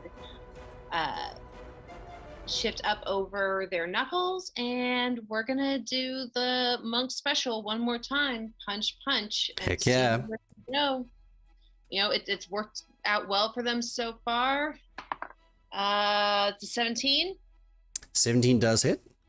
Excellent. And do it's 8 points of damage. Alrighty. All right, one more time. Oh, nice. It's a 19, so that's a 26. That hits. Hits, and that's gonna be 6 plus 9. 6 plus 3 is 9. 9 points of damage. Oof. We're gonna do a flurry of blows for my bonus action with the key point, and we're going to do the hand of harm on this one because I don't have to spend the extra key point for that. Okay. So 17 plus 7, that's a 24. Chuck, please make a wisdom saving throw for me. Love those. So 7 plus 4 is a I can math. It's 11 plus 6. Nah. So Shashi, you fully engage into that hand of harm hit, but you feel quickly Shock's body is marionetted into place, and he takes all that damage. Oh Give it- no! Give it to me. But it has used its reaction, so So how much damage was that? The last one, so it was 7 points of necrotic, and it was I don't know if that helps at all, but then there was 10 points of bludgeoning. So 17 total? points. Yeah, 17 you are total. raging, so the bludgeoning is reduced to 5, so it'll be It's all reduced. I'm bear. necrotic is reduced as well. Everything but psychic. I Everything believe. but psychic. Very nice. Okay. Excellent. Yay. I've never Excellent. been happy to hear that before. All right. But yeah, you can do your final flurry of blows attack there. Yeah, one more time. Let's go. Oh, I'm so sorry. Oh God, it's a natural 20. It's not on Chuck though. on Chuck? No, Okay. that was just its reaction sort of marionetted in place there, so you're able to shift around. Perfect. So that's a 6. That's a 12 plus 3 is 15. So yeah, glowing. Like I've got that 1-2 punch into Jacques, and this face of horror crosses over me. Like, oh no, like not Jacques, anyone but Jacques. And then the next one, I sort of lean around and land right in the side there. Very nice. Are you gonna attempt stunning strikes or anything like that? Oh, God, I'm running so low on key points. No, I am not. So this specific entity is looking very rough. It is now the lair actions. Before, just to, so when I reduce that 17, is it 8 or 9? 8. 8. Let's make it 8. Yeah, let's make it 8. It is now the lair actions. The benevolent DM. Miller and Chuck. make wisdom saving throws for me, please. Chalk with disadvantage. Yay. Miller, you are one success away from no longer being under the thrall of this effect, by the way. What? That's a 21. Miller, you are unaffected. Chuck? I don't. It's gonna be like a 12 or a 13. I doubt it made it. I keep every time we do these checks, I roll and disadvantage the same number each both times. Well, unfortunately, you're gonna hit Chachi again because she's right there. After I just wanted some fluff. Add in some fluff. Just what those mind flayers feel is like unchained psychotic anger just directed at them. He's gonna rip them apart with his teeth. Nice. It's a 21 to hit. Yeah, that hits me. Roll the damage. 2, 4, 6, 7, 8 damage. 8 points of damage. All right. Yeah, once again, you found yourself marionetted to block an impact from Shashi, and then in rapid succession, you feel your body like hit her again. But you are to your senses, and it is your turn. Oh, that's good. Sorry. It's not me, I swear. Whoops. Let me see here. Britney There's gotta be Spears? No? Oh no, I'm raging. I was gonna say there's got to be a useful spell, and then I was like, oh. All right, I'll just swing at this guy nearby. God damn it. Not a hit. Probably not. It's like 12, I think. 12 does not hit, unfortunately. Question though, that being barbed, I get 2 attacks, right? You do indeed. Okay. Well, let's hope this goes a little better. Yeah, it's a little better. It's above 20. That hits.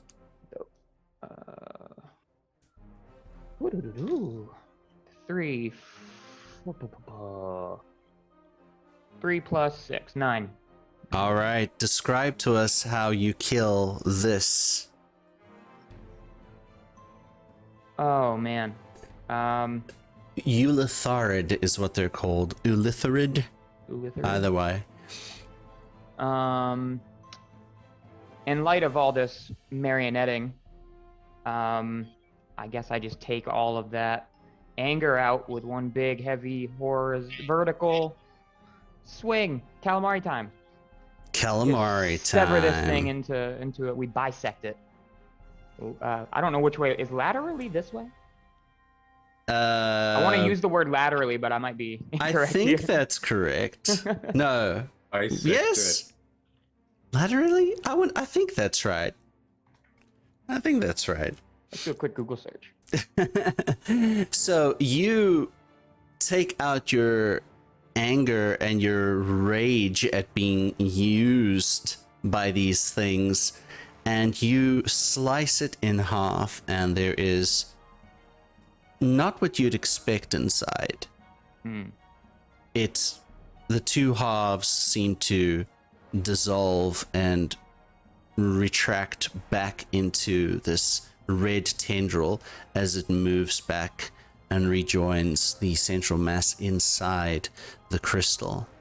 But that one has been dealt with. Well done. Oh yeah. Tuxel, it is your go.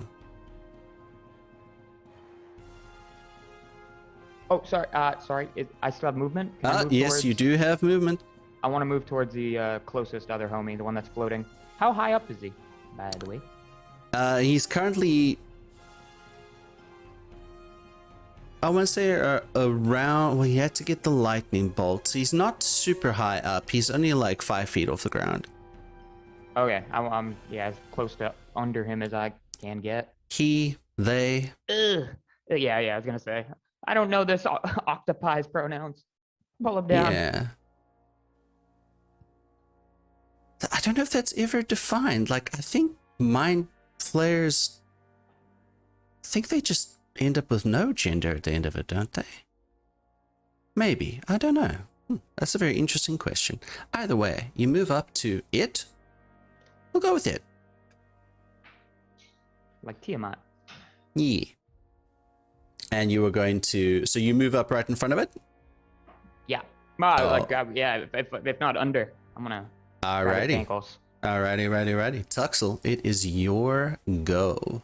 You still have the Aurora Beam that was in the... Actually, I should have rolled for the thing because it was still in the area of effect there. You could have rolled damage again, but either way, it is still up. Excellent. I see Shaka move forward, and of course, he's not leaving my sight or my side. But the one in front of us is floating, correct? Indeedy. So I'm going to take to the air and go on to the other side of it and sort of flank it with Valentine. Understood. Right next to it, or with a bit of distance between? About a little further away from the crystal. So Go right on in. So you can definitely flank, but do you want to be like right in front of it, like the normal 5 foot distance, or do you want to be further back? I want to be about 10 feet from it. So 5, 10. Yeah, that's about right. That's about 10 feet. Yeah. And then I'm going to drag the moonbeam directly over it. Alrighty. So it will make another con save, correct? Oh, this one has not made its con save yet. This is the first time for this one. So if it fails, it will have to disshape. It succeeded. All right, still going to take some damage. Do I need Yeah, it? at 5th level. No, you don't, because it's a 5 foot cylinder. It's actually a very useful spell. Okay, so I rolled that's actually going to be 33 points of damage. Wow, so half that, right? Correct? So 16 points damage to that one. Very nice. This is the first damage this one has taken so far. I love Moonbeam. Aurora Beam, sorry. Aurora Beam, yeah. No moon and Thala. So moving that was your bonus action. You still have an action.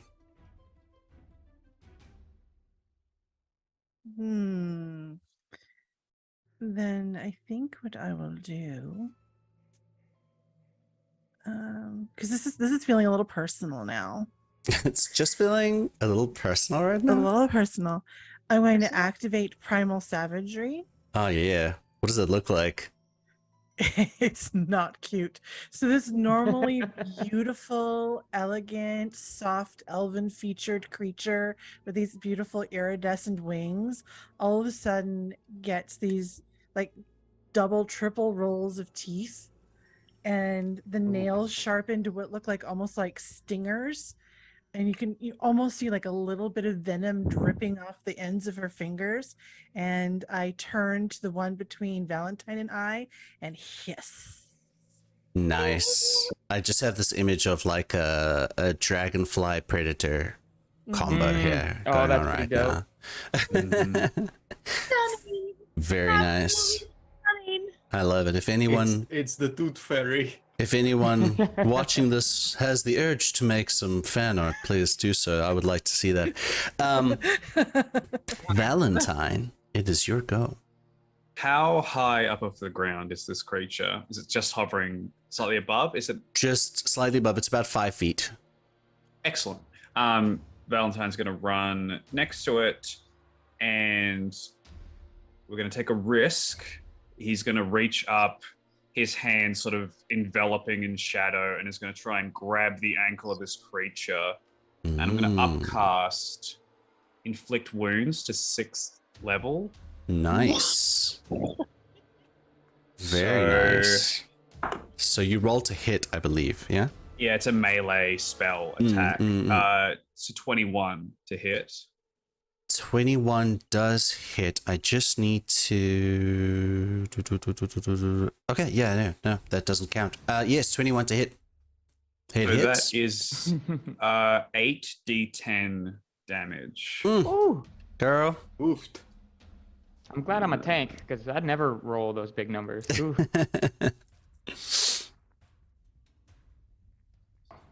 I just seal the deal with like a little 6 damage sporing now and then. Whoops. So that is 57 necrotic damage, but I'm also going to pump on my channel divinity because I can do that if it's a spell.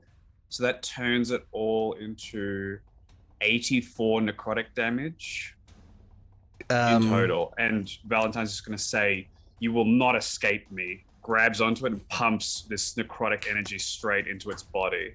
So I've been working on one of these catchphrases, and I don't know, I'm going to workshop this one a little bit, but I'm wanting to go with like claim your kill. I feel like that's appropriate. So Valentine, claim your kill.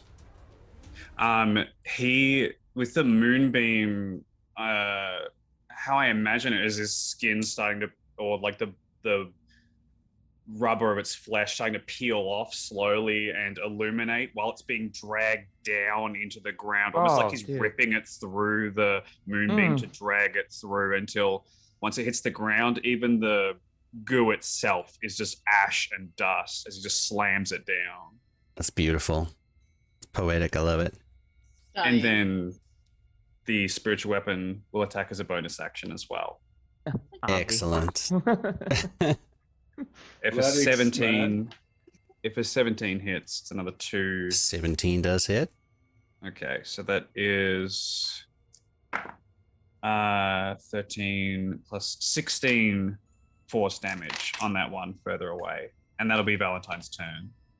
Excellent. So, as it comes to the creature's turn, there is that same sort of buzz and hum from before of the dipping of like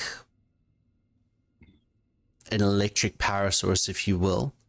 And you can see that its shape seems to lose focus and control as the tendril itself sucks it back in to the writhing crystal mass, and you can see that the form of Jalan Meeran has brought herself back and is holding onto the sword in the center there.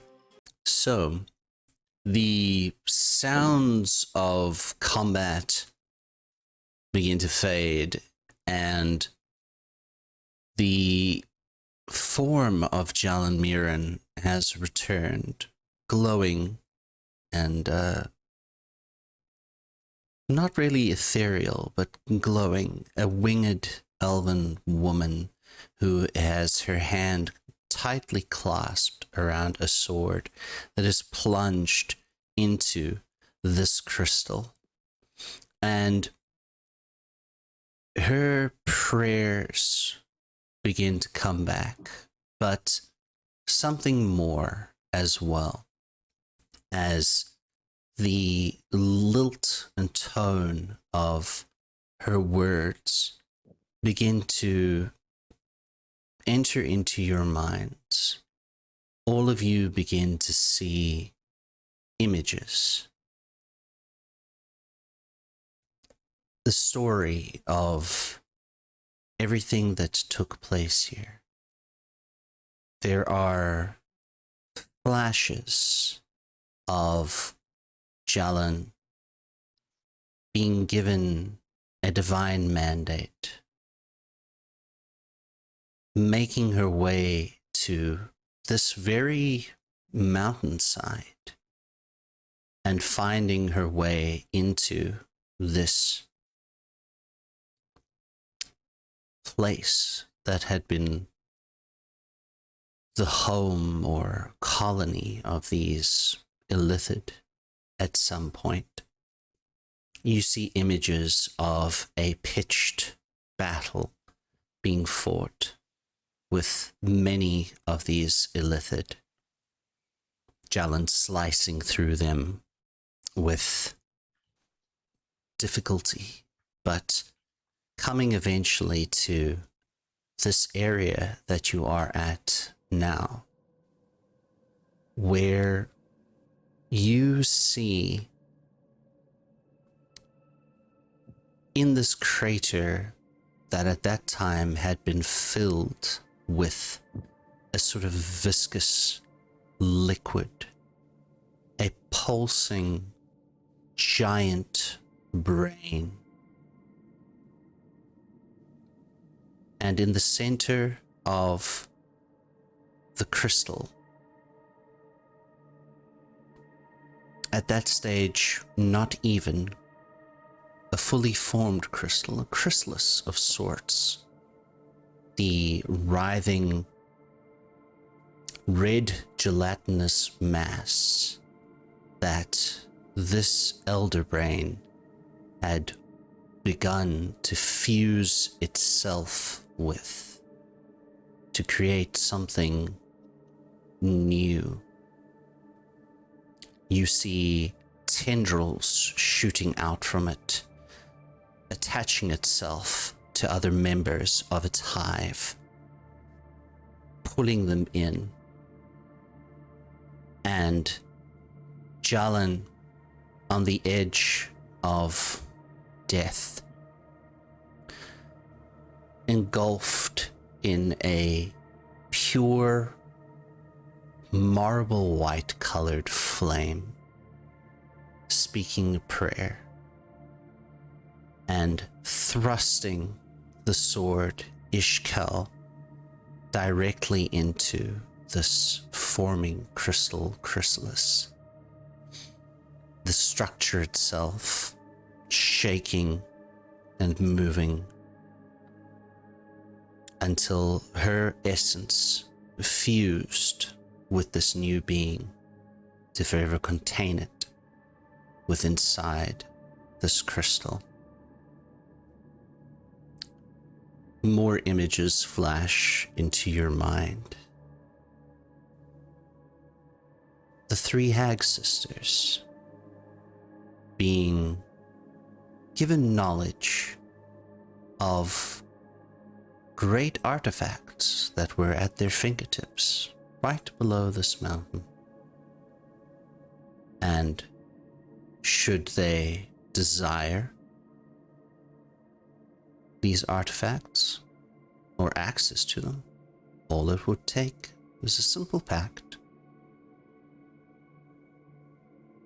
The hags themselves finding this structure and beginning different notes and experiments,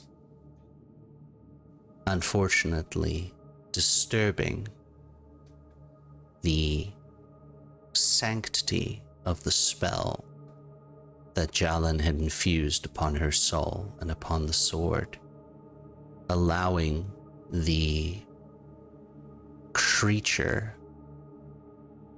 to escape.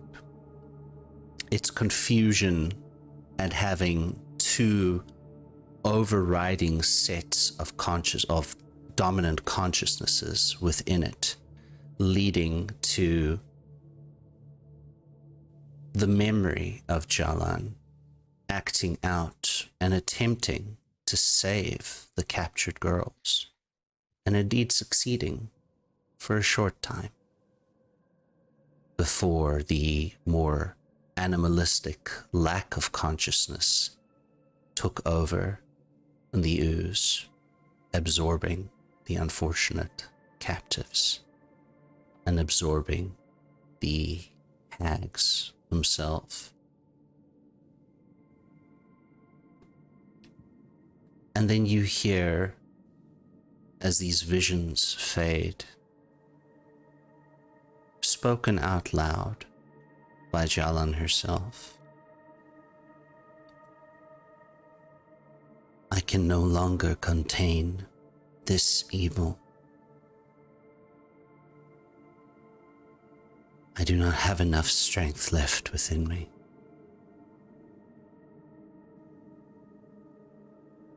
If one of you, or all of you, would assist me, perhaps we can destroy it. This place was the first the first of their homes, the seat of what was once their empire, removed from the knowledge and minds of all within the multiverse. It cannot be allowed to endure. Elder steps up.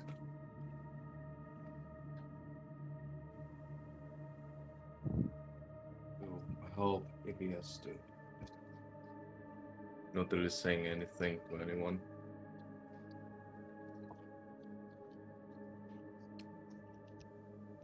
I'd step up also. I think 1,000 years is plenty. We can bring this one to an end. Well, assuming I'm not under any sort of.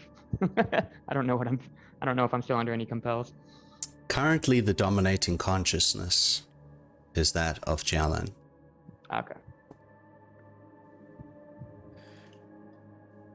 So abominations like this that threaten people nearby like this need to be pulled out at the roots like a weed.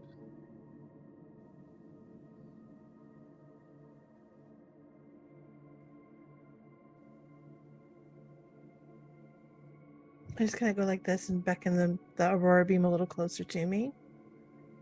I'm holding it with another little piece of felspar in my other hand.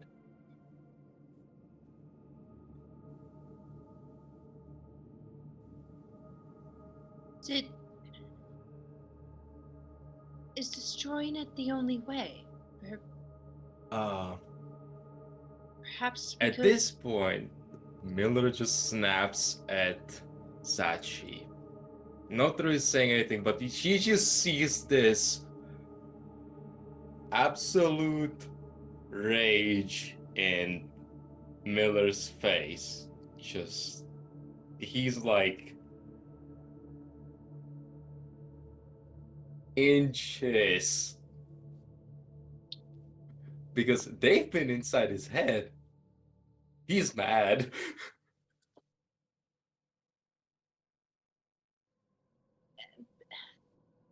Perhaps there's a way that this could be studied or harnessed. There's several layers of teeth you hear. You saw what happened to the hags. That's not going to be allowed to happen to you. No, it's clearly corrupt and it's awful and it's hurt people, but doesn't it deserve a chance to be something No. better? Salas sort of steps up to Shashi and has a kinder look on his face than you often see, as opposed to his usual resting bitch face. That Smiling bitch face.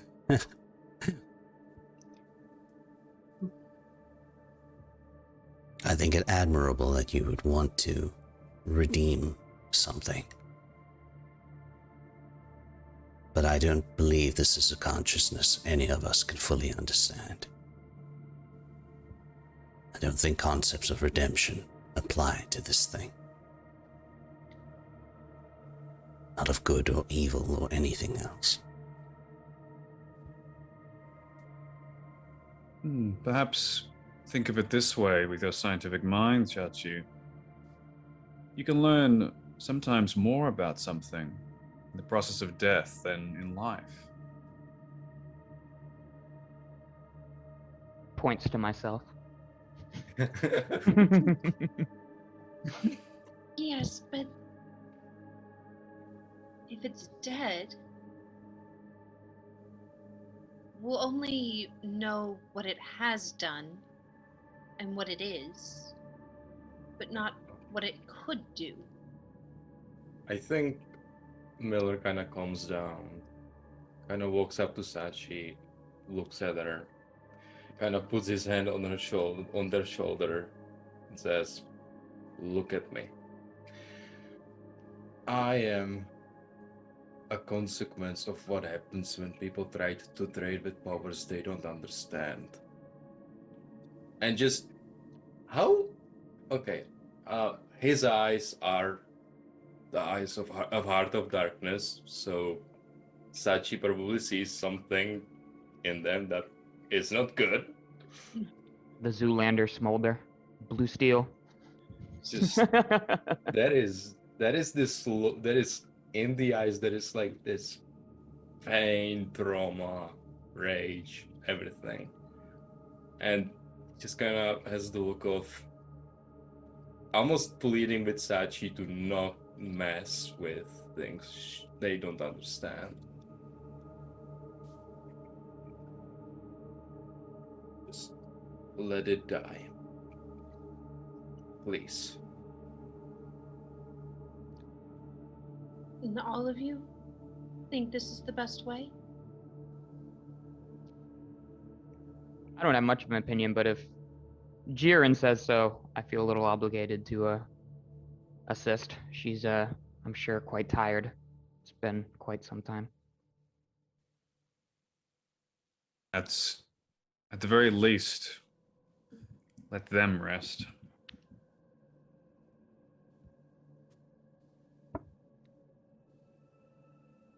I can accept that.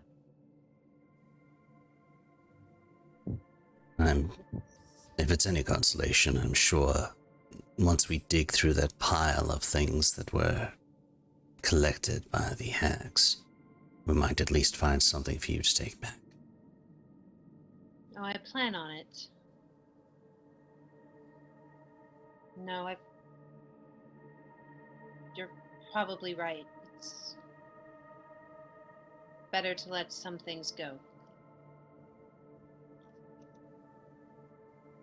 And you hear Jalan as the sort of hum begins to dim again for just a second and then pick up. I do not have much time. Would you lend me your energies? Spirit ball. Can I do like an insight check on her real quick, just to Yes, of make course. sure there's nothing fishy going on? I mean, Oh, actually, I'm pretty good on that insight. 13. 13. At this point in time, I would say with a 13, you're not picking up on anything unduly suspicious.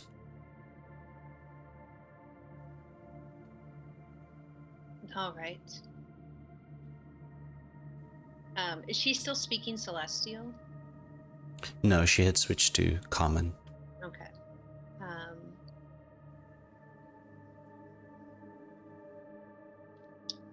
I think in Celestial I am going to ask her, what would you ask of us?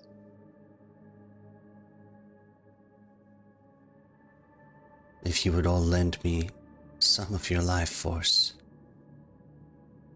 the remainder of mine will be transferred through the sword into this thing, ending it and myself.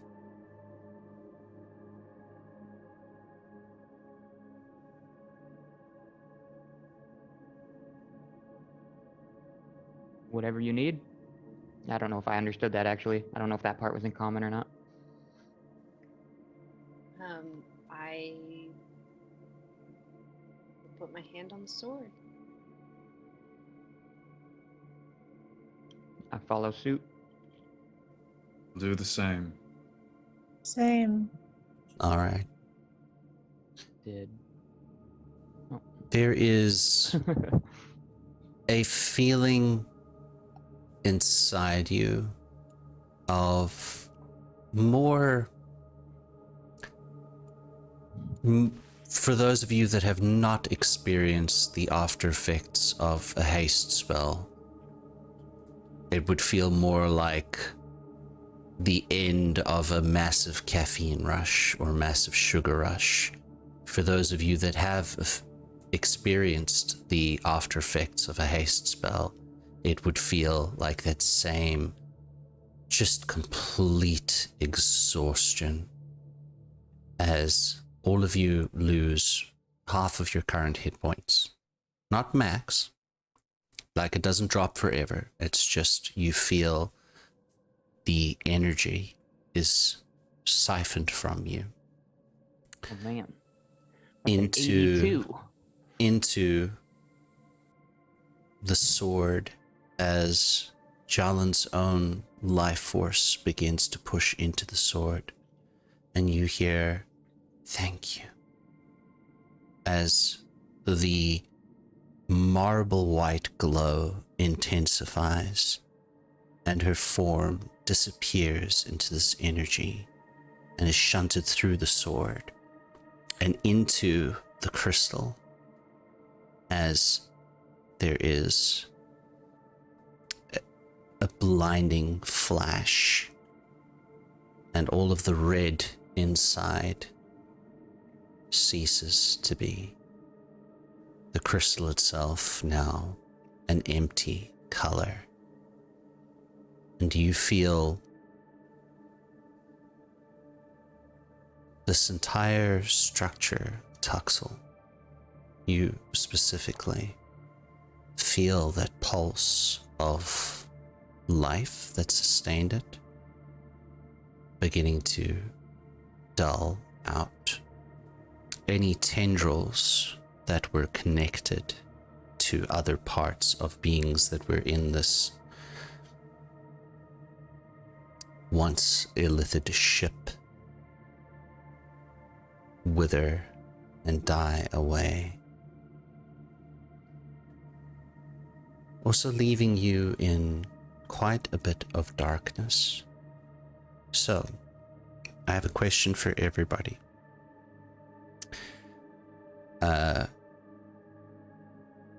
Shashi, you've played Shashi for a while. What would you feel Shashi's alignment is? I think Sashi is lawful good. Okay. Shock? I guess that would be probably chaotic good, chaotic neutral, somewhere in there. Is Probably there... chaotic good. Okay. Tuxel? Chaotic neutral. Miller? Chaotic good. Valentine? Valentine is neutral evil. Alright. So Tuxel and Valentine, would both of you roll me a D100, please?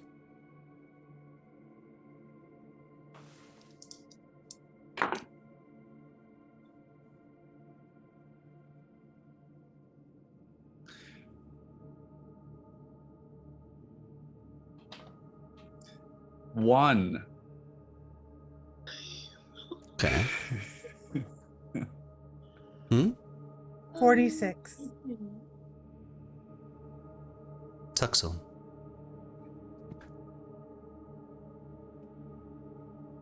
As the light dims from the crystal, you find yourself standing on a plateau of sorts. The ground beneath your feet seems to be made out of white marble with veins of black going through it on occasion. The visibility is neither bright nor dim.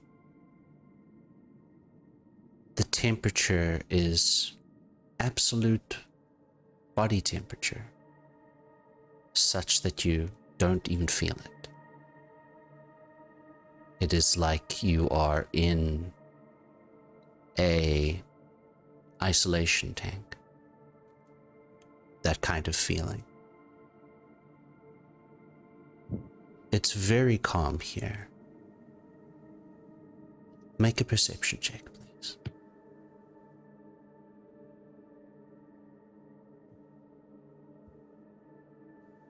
total of 14. All right. 14. 14 is enough.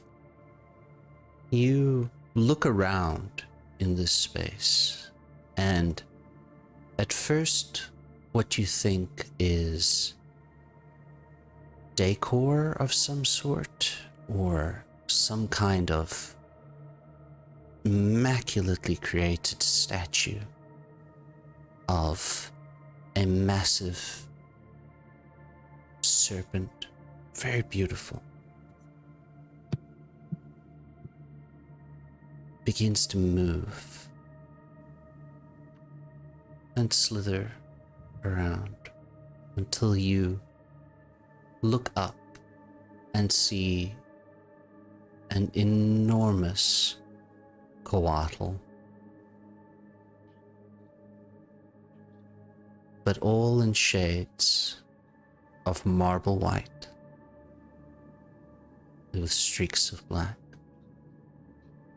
The coatl looks down at you, nods its head, and says, "You have been chosen, Toxel, champion of Silat."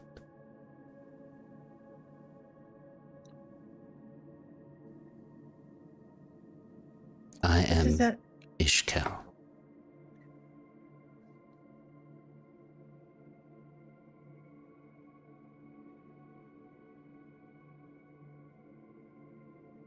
What does that mean? Whatever you would wish it to mean.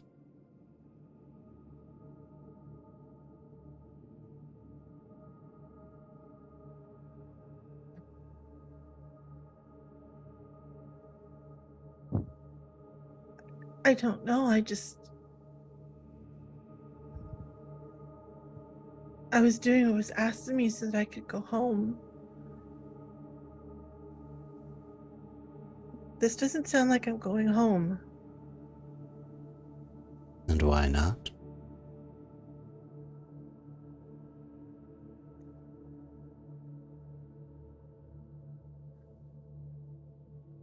I don't know. Tis not my place to tell you your path.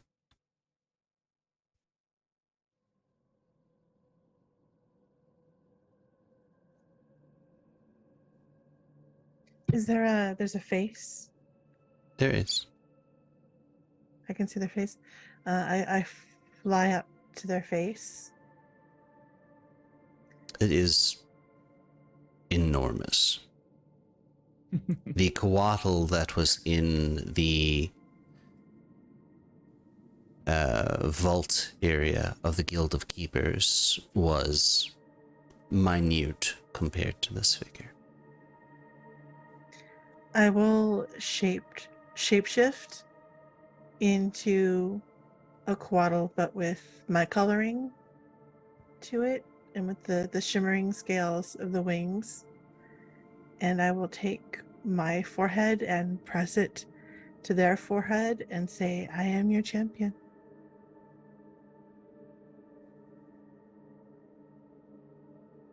Not my champion, Doxel, but Silat's. I am merely Ishkel. And you are back in your room. The sword, which was once a sword, is in your hands and is a marble white staff. Very plain. Oh. With designs of a coatl around the mid-half.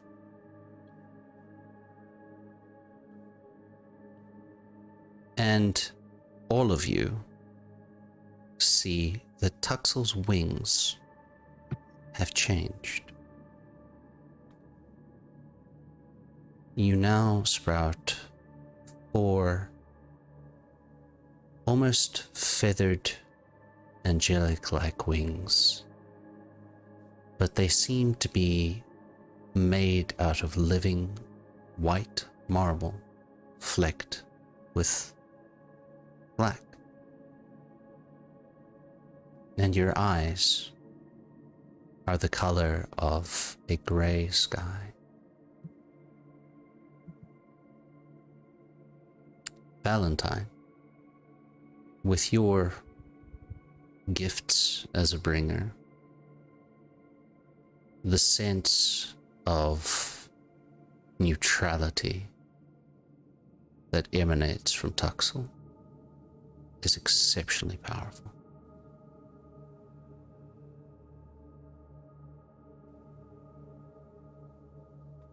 I will give you the stats on this afterwards. I will try and make it in D&D Beyond, but I have limited success with getting my freaking magic items to work the way I want them to.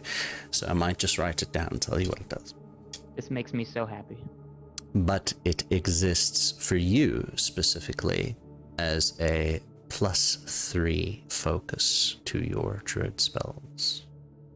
That is one of the effects of it. It has a number of spells and charges, and also, yes, you are now considered a champion of Salat. Wow. I had once upon a time attempted a little bit of fan art of Tuxel, and where I got real caught up was the wings. Very hard to do. This makes it right up my alley, because the angel wing thing I'm all about. Oh, this is so dope. This just fixed every problem I had with drawing Tuxel.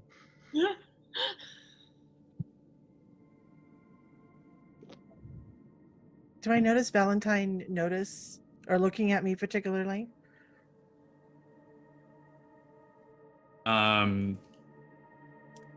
One of Valentine's personality traits is that they are calm no matter what happens. So nothing in their face completely, like, it changes at all. The eyebrow raises ever so slightly.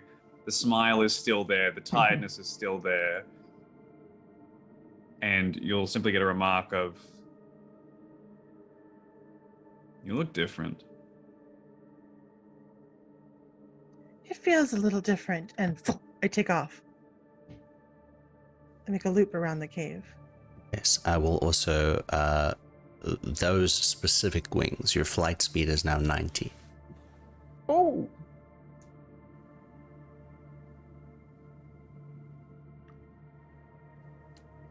I'll come back and land.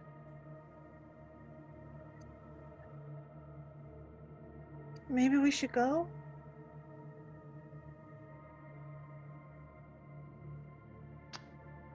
We probably should. I am looking at these wings and taking notes in my head about the way that they've changed from the dragonfly wings, and I'm not sure if they're actually feathered or not, but if they are, on our way, I'm going to see if any of them fall and try and see one to... Well, if I notice Shashi looking, I'll actually kind of nonchalantly, like I'm accidentally kind of, I'll like, touch it. Touch it. You know you want to. May I? They feel... If you have ever held a snake before, you know, they have that sort of almost ivory-like feeling to their body, but still organic and can be manipulated like that. These are stunning.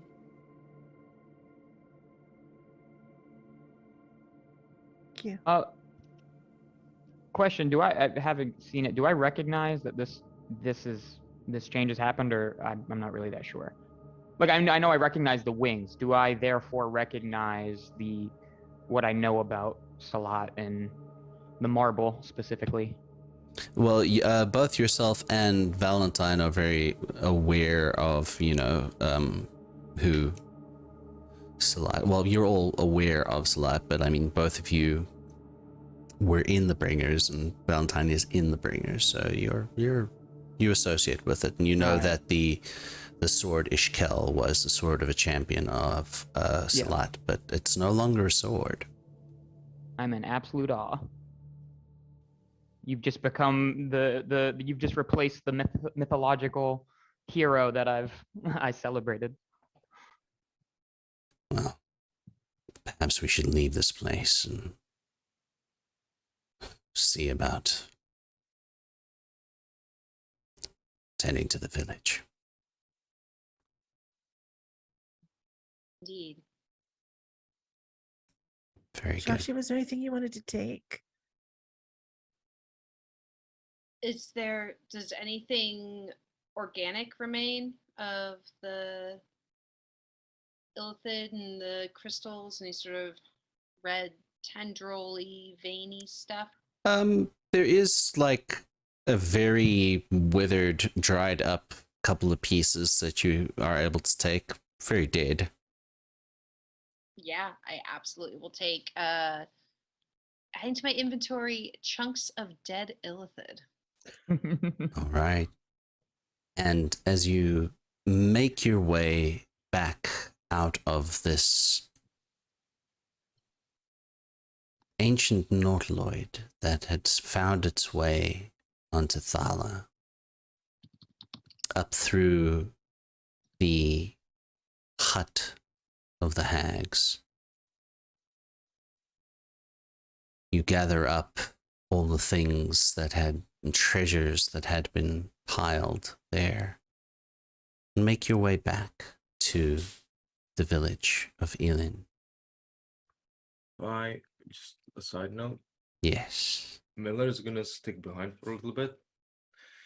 He's going to make 3 makeshift kind of gravestones somewhere on the road. Because even though he feels no compassion for the dead, this is different, even for him. Zalas hangs back with you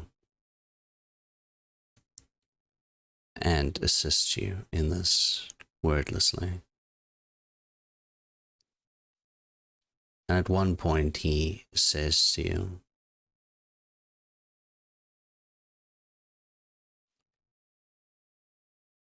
I know that your life is not always the easiest. There are times that I'm hard on you, Miller. That's for a reason.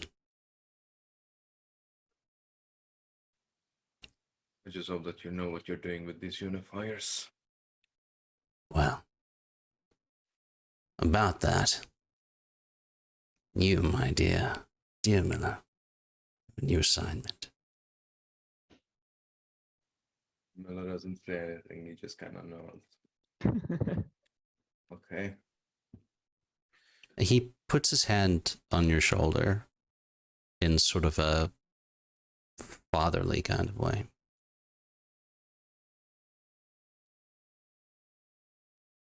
You have a lot of life left ahead of you.